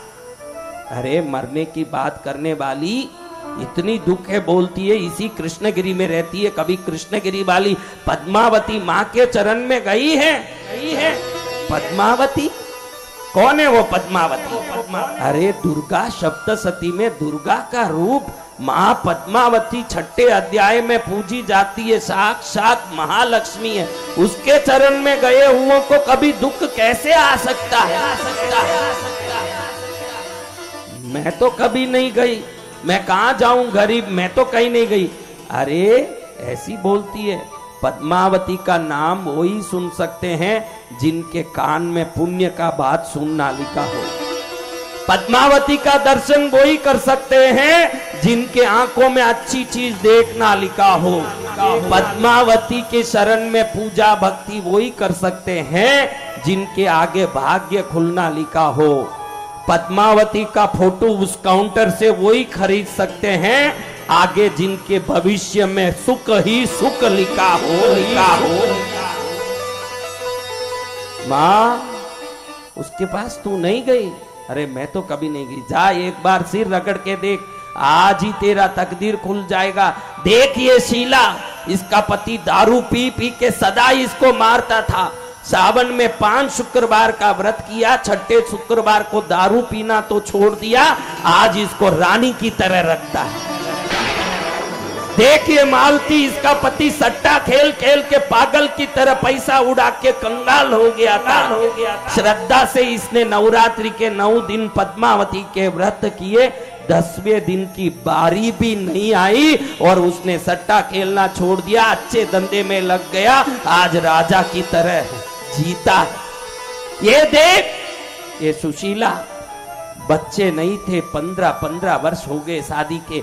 हर व्यक्ति ताना मारता था, हर औरत ताना मारती थी, ये बांझड़ी है, इसका मुंह मत देखो। पद्मावती का व्रत किया, 10वें महीने ऐसे सुंदर बच्चा हुआ, आज उस बच्चे को राजकुमार की तरह हर गली का व्यक्ति उठा के खेलता है। पद्मावती माता तो सारे जग की माता है। पद्मावती माता तो सारे जग की माता है। शुभ मन से जो ध्यान करे वो खुशियाँ पाता है। शुभ मन से जो ध्यान करे वो खुशियाँ पाता है। भक्ति से जो सेवा करे वो सब कुछ पाता है। पद्मावती माता तो सारे जग की माता है। पद्मावती माता तो सारे जग की माता है। हाथ ऊपर, ताली बजाते।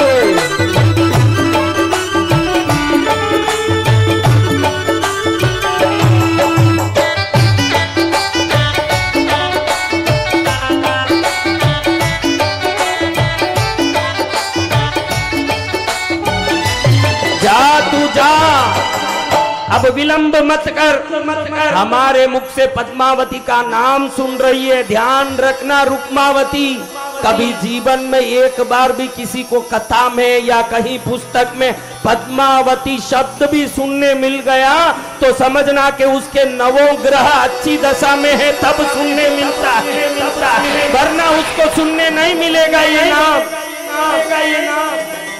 रुक्मावती, हम सभी पद्मावती की भक्तने पक्की कहती हैं कि दुनिया के 33 करोड़ देवताओं को एक पलड़े में रखो और पद्मावती को एक पलड़े में रखो, पद्मावती का पलड़ा भारी रहेगा, जय जय गुरुदेव। जा रुक्मावती जा, कृष्णगिरी में जीवन बिता दिया, ससुराल यही है, जिंदगी बिता दी, पूरा उम्र बिता दिया, 3 बच्चों की मां हो गई और आज तक कृष्णगिरी में पद्मावती के मंदिर नहीं गई। तमिलनाडु दक्षिण भारत में चेन्नई के एयरपोर्ट में जाके देख रुक्मावती, एयरपोर्ट में घुसते ही पहला चित्र कृष्णगिरी के पद्मावती का लगा हुआ है। इतनी प्रसिद्ध पद्मावती की महिमा को तूने नहीं समझा। जा मंदिर जा। रुक्मावती सोचती है कि मरना ही है तो ये बोल रही है, ये बच्चे भी हैं तो एक बार पद्मावती के चरण में सिर फोड़ के ही मर जाऊं, मरना ही है तो अच्छी जगह मरूं। बहनों कितनी दूर है ये मंदिर, कितनी दूर?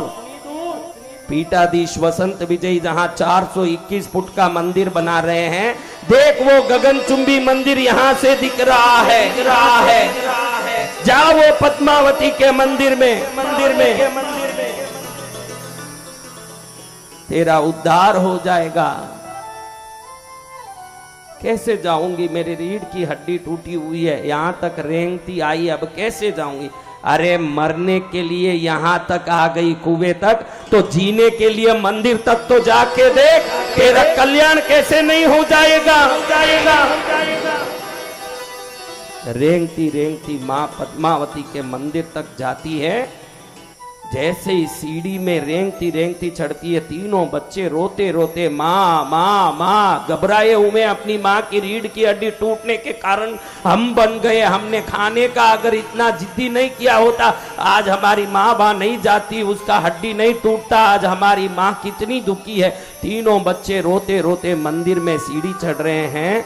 सामने देखे काशी में जन्मे हुए अश्वसेन राजा के पुत्र, विशाल काया वाले सिद्ध योगी महापुरुष पार्श्वनाथ भगवान की दिव्य प्रतिमा को देख करके प्रणाम करती है। ऐसे दिव्य विशाल रूप को मेरा प्रणाम, आपको मेरा नमस्कार। पास में देखें, दुख मिटाने वाली मां,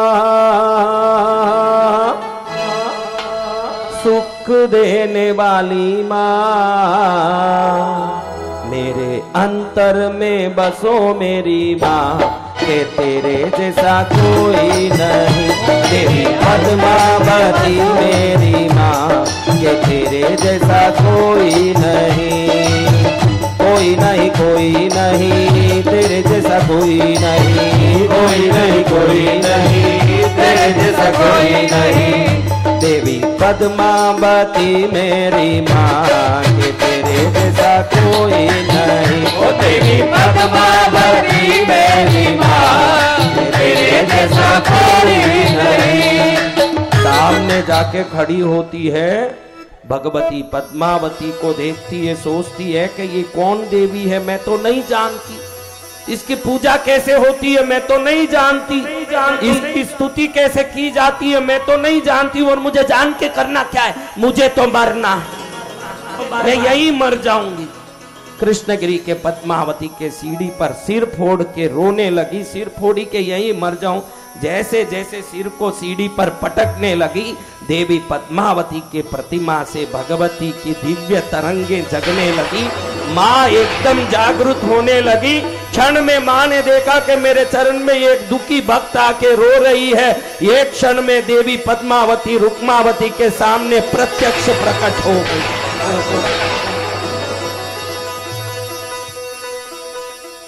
रुक्मावती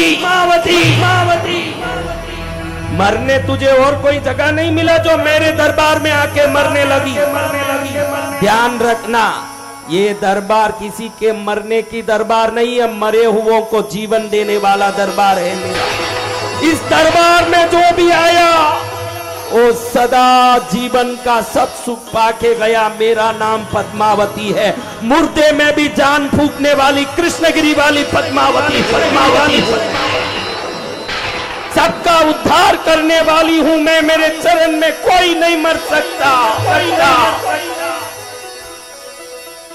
जा, आज तुझे वरदान देती हूं। दुनिया को मालूम पड़ना चाहिए कि जो पूजा करते हैं उनको तो पद्मावती आशीर्वाद देती है, जो जिंदगी में कभी दर्शन नहीं किए उनको भी पद्मावती आशीर्वाद देती है। जय जय मां। जिन्होंने जिंदगी में कभी नाम नहीं लिया उनको भी ये पद्मावती आशीर्वाद देती है। भक्ति करने से आशीर्वाद देने वाले 33 करोड़ देवताओं में बिन भक्ति किए आशीर्वाद देने वाली पद्मावती की महिमा को दुनिया जान गया। जय जय मां।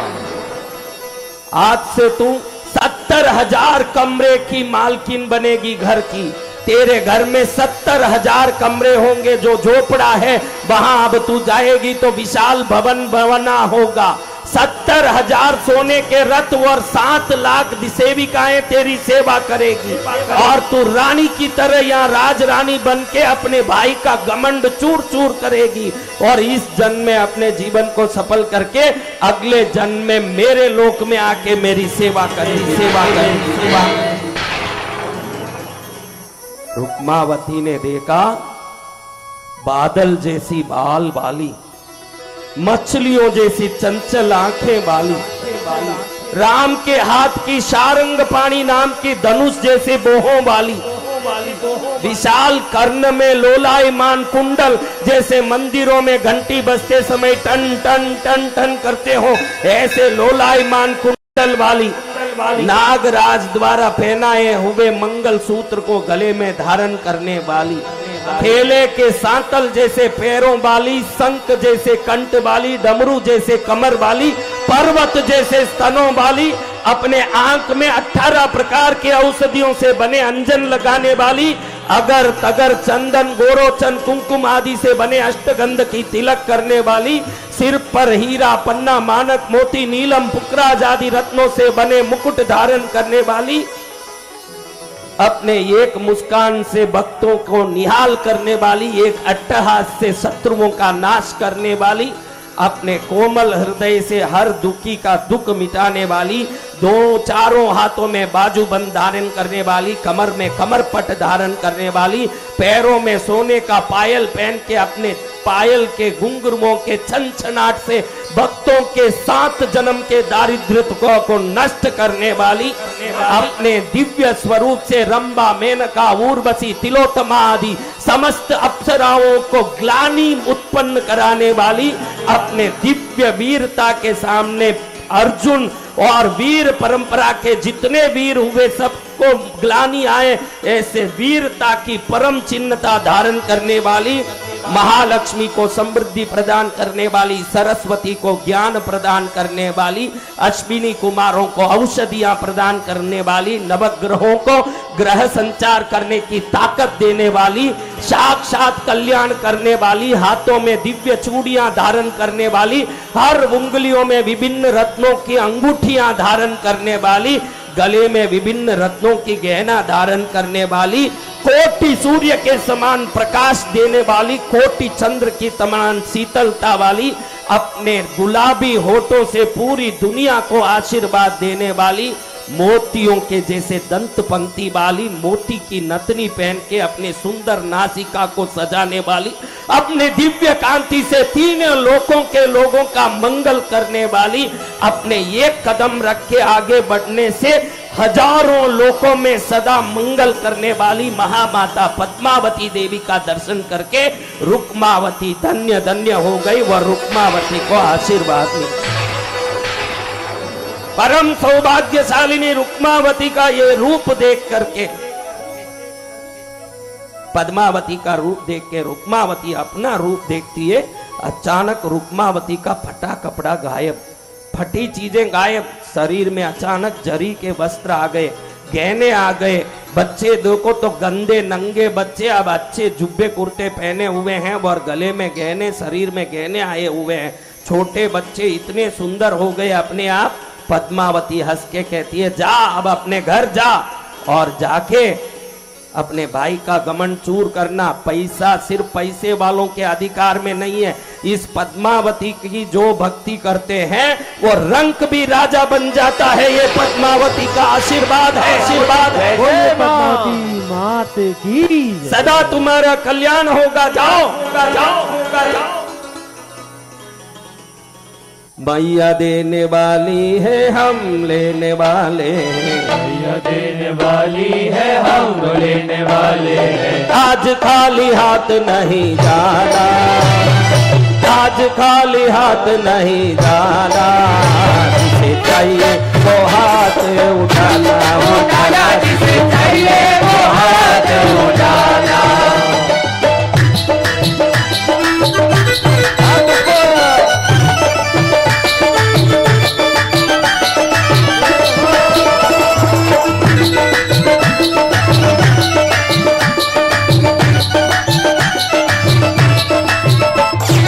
रोज रोज मांगने का झंझट ही छोड़ दो, रोज रोज मांगने का झंझट ही छोड़ दो। जिसे जितना चाहिए वो आज मुंह से बोल दो, जिसे जितना चाहिए वो आज मुंह से बोल दो। आज अच्छा मौका है, किसने तुम्हें रोका है। आज अच्छा मौका है, किसने तुम्हें रोका है। बिल्कुल भी ना शर्माना, जिसे चाहिए वो हाथ उठाना, उठाना। जिसे चाहिए वो हाथ उठाना। हाथ ऊपर, पीछे वाले।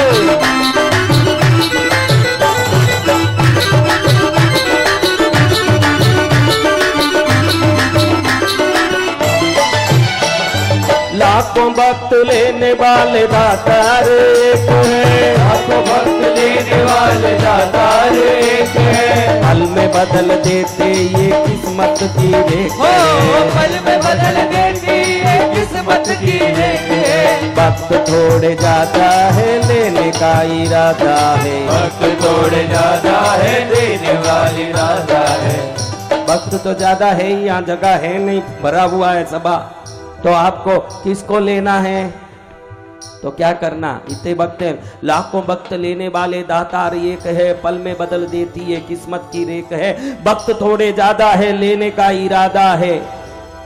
सबसे पहले हाथ उठाना, जिसे चाहिए वो हाथ उठाना, उठाना। जिसे चाहिए वो हाथ उठाना। मैया देने वाली है, हम लेने वाले हैं। मैया देने वाली है, हम लेने वाले हैं। आज खाली हाथ नहीं जाना, जिसे चाहिए वो हाथ उठाना, उठाना। जिसे चाहिए वो हाथ उठाना। हाथ ऊपर।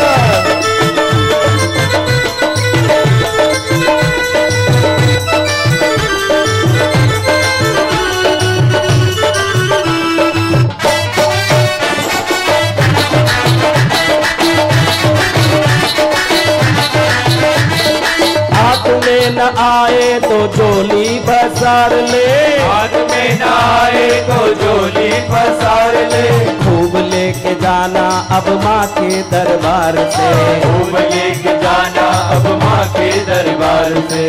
झोली भर जाए तो काम बन जाए तो, झोली भर जाए तो काम बन जाए तो।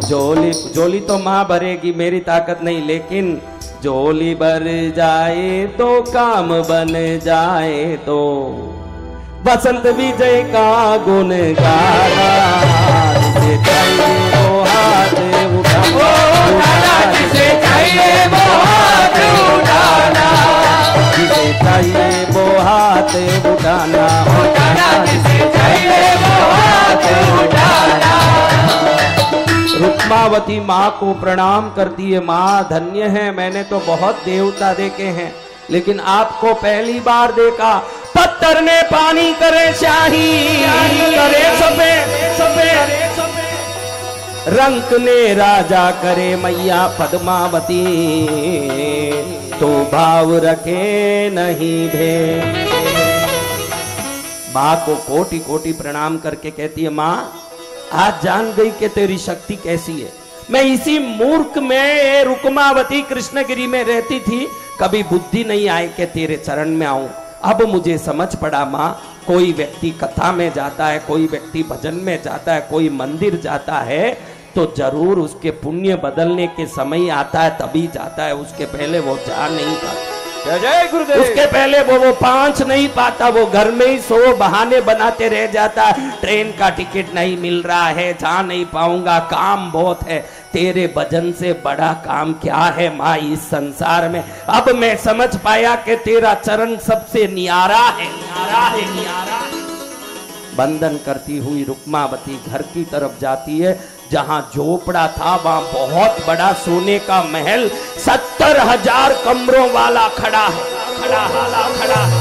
पद्मावती देवी द्वारा भेजी हुई नागलोक की 7 लाख देवियां सेवा में खड़ी है। मालकिन मालकिन करके बुला रही है। कल तक जिसके कोई पूछने वाले नहीं थे, आज दोपहर में तो कुएं में गिर के मरने वाली थी। जब क्षण बदलना, भाग्य बदलना हो ना, आप सबको एक बार कह देता हूं, अपना तकदीर बदल के देखना हो तो एक बार कृष्णगिरी आके देख लो। ऐसे बदलेगा तकदीर के जिंदगी भर याद करोगे। कोई संत आके कृष्णगिरी ले गए, भाग्य खुल गए हमारे। और पद्मावती देवी जगत जननी मां, उसकी कृपा से, मैंने कल बताया देवी का नंबर क्या है, बोलो कितना नंबर है देवी का? कोई भी देवी की सेवा करो, 5 की संख्या में प्रदक्षिणा करो, 5 की संख्या में चीजें चढ़ाओ, पूजा करो। रुक्मावती देखती है मेरी माँ पद्मावती 5 वाली है, तो तुरंत 55,555 नंबर के कमरे में जाती है। देखे तो कमरे में घुस नहीं पा रही है। क्यों घुस नहीं पा रही है? कमरा हीरे पन्ने से भरा, हर कमरा भरा है, हर कमरा हीरे पन्ने से भरा, अंदर नहीं जा सकते। अपनी सेविकाओं को आदेश देती, अरे इन सबको बाहर फेंको, मेरे अंदर जाना, कमरे में जगह नहीं, मैं कैसे जाऊंगी। तुरंत सेविकाएं हीरा पन्ना बाहर फेंकने लगी। गली में बड़े बड़े सेठ बाहर आके लपकने लगे कि अरे हीरा पन्ना फेंक रहे हैं, हम ले लें, हम ले लें, हम ले लें। एक जमाने की भिखारिन जैसे जो जीवन जी रही थी, पद्मावती की कृपा से बड़े बड़े सेठ आज उसके घर के सामने भिखारी की तरह हीरा पन्ना लपेट रहे हैं। अंदर सोने के पलंग में सोई और इधर समाचार पहुंच गया। किसको पहुंच गया? ऋषभदत्त की पत्नी कहती है कि सुना तुम्हारी बहन बहुत बड़ी पैसे वाली हो गई है, कल शनिवार के भोजन में वो चीफ गेस्ट मुख्य अतिथि बन के आएगी तो ये हमारा इज्जत रहेगा, नहीं तो लोग बोलेंगे कि बहन तो बहुत पैसे वाली है और भाई के घर नहीं आ रही है। जाओ कैसे भी मना के उसको ले आओ अपने घर। भाई बोला वो कहां से आएगी, आज तो धक्का मारा, रीढ़ की हड्डी टूटी। हमने सुना कि कृष्णगिरी वाली पद्मावती के मंदिर गई, वहां मां का चमत्कार हुआ, इसका शरीर भी ठीक हो गया ना, बहुत पैसा हो गया। सुना कि 70,000 कमरे भर के हीरे आ गए उसके घर में। हे मां कैसे जाऊं, अपमानित करेगी। अरे मैं जानती हूं तुम्हारी बहन के बारे में, मैं स्त्रियों के बारे में जानती हूं, वो तुम्हारे राखी के नाम से कच्चे धागे से बन के आएगी, तुम जाओ उधर। भाई गया ऋषभदत्त 5 रथ भर के सामान ले जा रहा है, क्योंकि इतनी बड़ी सेठानी रुक्मावती को मिलना खाली हाथ जाए तो अच्छा लगे। 5 रथ भर के सामान ले जाता। नीचे जाए तो घर के बाहर पहरा दे रही है नाग देवियां। कौन हो? मैं ऋषभदत्त हूं, रुक्मावती का भाई।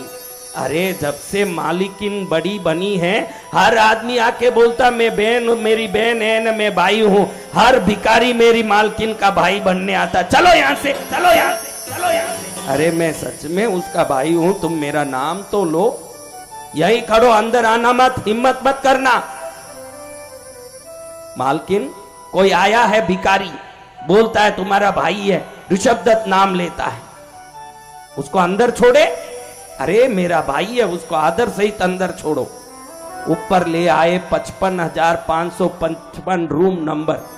अंदर घुसे तो देखे कि 4 काम वालियां तो पानी पिला रही है, 3 नौकरानियां गला सहला रही है ताकि पानी आराम से उतरे, 2 जन हाथ पकड़ी हुई है ताकि पानी पीते समय शरीर ना हिले। सेवा देख के दंग रह गया। बाहर खड़ी है 7 लाख सेविकाएं। ये देखता रह गया, मेरा घर का एक पूरा घर इसके घर के एक कमरे में घुस जाएगा। इसके घर के एक कमरे 500 फुट बाई 1000 फुट एक कमरा, वैसे 70,000 कमरे हैं।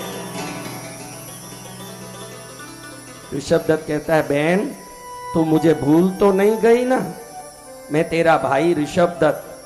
वो बोलती है मन में, बाहर नहीं बोलती है, मन में बोलती है, तू आज क्या क्या किया वो भी मैं नहीं भूली हूं। माँ ने मुझे आदेश दिया तेरा घमंड चूर चूर करना, तू बराबर मेरे घर पहुंच गया, चल आ तू देख लेती हूं। बाहर से बोलती है, भैया आपको कैसे बोलूंगी, क्या समाचार है बोलिए। कल शनिवार तीसरे दिन के भोजन में तुम मुख्य अतिथि बन के मेरे घर आओगी बहना, तो घर की शोभा बढ़ेगी। तो वैसे भी मेरी बहन ने कई दिनों से राखी बांधने आई नहीं, मैं ही सोच रहा था कि तुझसे राखी बंधलाऊं, इसलिए दौड़ा आया मैं तेरे पास, तू मेरे घर आ जा। जरूर आऊंगी भैया, आप जाइए, अभी आपके घर में कार्यक्रम चल रहा है, बहुत व्यस्त रहेंगे, आप निकलिए, मैं जरूर कल आऊंगी। सच में आएगी ना बहना, तू आएगी तो मेरा इज्जत बढ़ेगा, मेरा सम्मान बढ़ेगा। रुक्मावती मन में सोचती है, तू मेरा सम्मान कितना घटाया वो भी मुझे याद है, मैं आऊंगी तेरे घर, तू चिंता मत कर। सेविकाओं, मेरे भाई के घर में कार्यक्रम चल रहा है ना, मेरा भाई मुझे बुलाने आया है। मेरे भाई ने 5 रथ भर के सामान लाए मेरे लिए, उसको प्रेम से अंदर लाके रखो, और 5000 रथ भर के मेरे भाई के लिए मेरी तरफ से सम्मान भेजो। शनिवार का दिन होगा। शनिवार को सुबह रुक्मावती हीरे पन्ने जड़े हुए चुनरी, लाल चुनरी पहन के, शरीर में गहने लद के ऐसे निकली। लोग आकाश में सूर्य को देखते हैं, इसको देखते हैं और कहते हैं कि भैया आज रुक्मावती के श्रृंगार के सामने सूर्य फीका पड़ गया। ऐसे श्रृंगार करके शानदार रूप धर के सामने निकल के रथ में बैठ रही है। आगे 3.5 लाख रथ, पीछे 3.5 लाख रथ सजे हैं, बीच के रथ में जा रही है 7 लाख रथों का लाइन, एक देश से दूसरे देश की सीमा तक खड़ी हुई है रुक्मावती। निकल करके ऋषभदत्त के घर में पहुंचती है, भाभी हाजर खड़ी है, ननंद आने वाली है। ननंद भाई आ गए, ननंद भाई आ गए, मेरे ननंद भाई। अंदर हाथ पकड़ के ले गए, सोने के पाटे पर बैठाया, क्योंकि इतनी बड़ी ननंद आई है, सोने का पाटा, और आगे भी सोने का पाट बिछाया, सोने की थाली बिछाई। क्या बिछाया? कटोरियां रखी। एक सेवकों आओ रे जल्दी, केसरिया बर्फी कला कंद रबड़ी पेटाई इमरती बाल शाही लाडू बुंदिया जलेबी रसगुल्ला मोती पाक रसमलाई गुलाब जामुन शक्कर बाड़ा के बनारा नारा दाल मोट पकौड़ी कचौड़ी भुजिया पापड़ चिबड़ो बड़ी राबड़ी साब सांबरी को बाजरी को खिचड़ो रायता में जीरा कतोड़ को पीवो मार सबको आम अमरूद अंगूर अनानास पनस ने अनार दरिया केला सेब पपीता चीकू संतरा ने मौसम्बी रसदार दरिया काकड़िया ने लाल मतीरा खर्चो माकर कीरा बादाम पिस्ता ने नौजा कुरमानी, लबालब भरा थाली।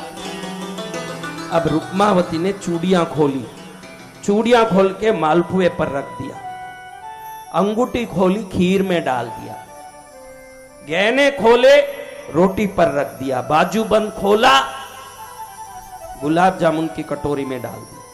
अब ऋषभदत्त सोचे इसको गर्मी लगती होगी, पैसे वाली है, नाटक बहुत होगा, बहन गर्मी लग रही है तो गहना खोल के इधर बाहर रख दे, भोजन में डाल के गहना गंदा क्यों कर रही है। फट करके खड़ी हो गई रुक्मावती उसी समय। गर्मी जिसने 15 साल जीवन के झोपड़े में बिताए हो भैया, उसको क्या गर्मी आज लगेगी। तेरी गर्मी उतारने आज मैं आई हूं, भगवती पद्मावती ने मुझे भेजा। अगर मुझे बुलाना होता तो परसों ही बुला लेता, मुझे कम से कम कल तो बुला लेता। आज बुलाया है तो तूने मुझे नहीं मेरे धन को बुलाया है, इसलिए मेरा धन खाएगा, तेरी रोटी मैं नहीं खाऊंगी, इसलिए मैंने गहने खोल के इन भोजन पर रखा है। तू पापी है जो धन के लोभ में बहन का अपमान किया। पद्मावती मेरे सामने प्रकट होके बोली कि इसका अहंकार को चूर चूर करना। पैसा सिर्फ धनवानों के अधिकार में नहीं है। कृष्णगिरी वाली पद्मावती को जो दिल से मानते हैं वो हर आदमी धन का अधिकारी होता है। गलती हो गई बहना, गलती हो गई, माफ करो। तुमको पद्मावती कैसे मिली? अरे मुझे तो ऐसे मिली जैसे सूखे खेत को बादल से बरसात मिलता है। मैंने कभी पद्मावती की पूजा नहीं की थी भैया, कभी दर्शन भी नहीं किया। आज ही पर कल किसी बहनों ने कहा, सिर पर जाके बल डाल के फोड़ने लगी मंदिर के सीढ़ियों में, मां प्रकट हो गई। दुनिया के सभी देवता रात्रि जागरण करने पर, भक्ति करने पर, व्रत करने पर रिझते हैं। पहली बार मैंने देखा भैया ऐसी भी कोई देवी है खाली सिर टेकने पर राजी हो जाती है। मैंने जिंदगी में ऐसी देवी देखी पहली बार। मेरी गलती हो गई बहना, आज से मैं भी शुक्रवार के दिन पद्मावती माँ का व्रत करूंगा। बहना मैंने सुना कि मैयर के नवरात्रि में माँ की भक्ति हो रही है। उस स्टॉल में माँ की चालीसा का पुस्तक पाठ भी रखा हुआ है, फोटो भी रखा है। मैं भी खरीदूंगा बहना, और जितने कथा में आएंगे उन सबको खरीदने की प्रेरणा भी दूंगा बहना। वो हर व्यक्ति माँ की फोटो खरीदें, घर में रखें, दीप धूप करें, पद्मावती माँ की सेवा करें। बहना मैं ये कहूंगा, किनकी सेवा? पद्मावती माता की। सर पे हमेशा तेरा हाथ रहे मैया, जब तक मैं जियूं तेरा साथ रहे मैया। सर पे हमेशा तेरा हाथ रहे मैया, जब तक मैं जीऊं तेरा साथ रहे मैया। अगले जन्म मुलाकात रहे मैया, अगले जन्म मुलाकात रहे मैया। सर पे हमेशा तेरा हाथ रहे मैया, पर हमेशा तेरा हाथ रहे मैया। जब तक मैं जीऊं तेरा साथ रहे मैया। जब तक मैं जीऊं तेरा साथ रहे मैया। ये शुक्रवार व्रत कथा है। रुक्मावती को पद्मावती ने कैसी कृपा की। जो भी व्यक्ति शुक्रवार के दिन पद्मावती माँ के फोटो का दीप धूप करके, हे माँ जैसे रुक्मावती के हर कष्ट को मिटा के सुख दिया वैसे मुझे भी देना, इतना एक शब्द कहने से रुक्मावती जी के ऊपर जैसे माँ प्रसन्न हुई, हम पर भी प्रसन्न होके कृपा करती है पद्मावती माँ। ऐसी माई को प्रणाम करते हुए, ऐसी माई को नमन करते हुए अब हम महालक्ष्मी माँ का कवच करेंगे। क्या कवच? कौन चाहते हैं कि महालक्ष्मी कवच बन के मेरे ऊपर आ जाएं और मेरे हर काम में धन बरसाने लगे, सुख बरसाने लगे, कृपा बरसाने लगे? हम सभी चाहते हैं गुरुदेव। कृपा करने वाली माँ। पूज्य गुरुदेव के श्री चरणों में वंदन। क्या भैया?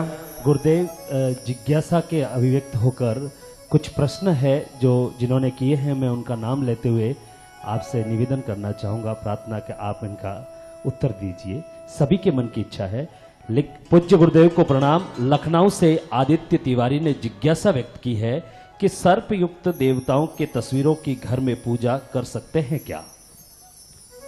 आपके मन में ऐसा कोई प्रश्न है क्या? कोई जिन देवताओं के शरीर में सर्प लगा हो, कोई देवताओं के शरीर में सर्प हो, उसको घर में रख सकते हैं क्या? जान रखिए एक बात, सर्प हमारे शरीर की कुंडलिनी शक्ति का प्रतीक है, इसलिए अंग्रेजी में कुंडलिनी शक्ति को सरपेंट पावर कहते हैं। क्या पावर? सरपेंट यानी क्या? सांप। अब ऐसे बिना सांप के कोई देवता ही नहीं। गणेश जी का जनेऊ सांप है, भैरव जी के भुजबंद सांप है, नारायण का तो सैया सांप है, शंकर जी के गले में तो सांप है, पद्मावती के सिर पर तो सांप है। ऐसे कोई देवता नहीं सांप से संबंधित नहीं है, क्योंकि श्राप सर्प कुंडलिनी की शक्ति है। इसलिए जिस देवता में सांप हो उनका दर्शन करोगे, आपके अंदर की कुंडलिनी जागृत होगी और आपको सिद्धि प्राप्त होगी। इसलिए अवश्य सर्प युक्त देवताओं की पूजा करनी चाहिए। जय जय गुरुदेव।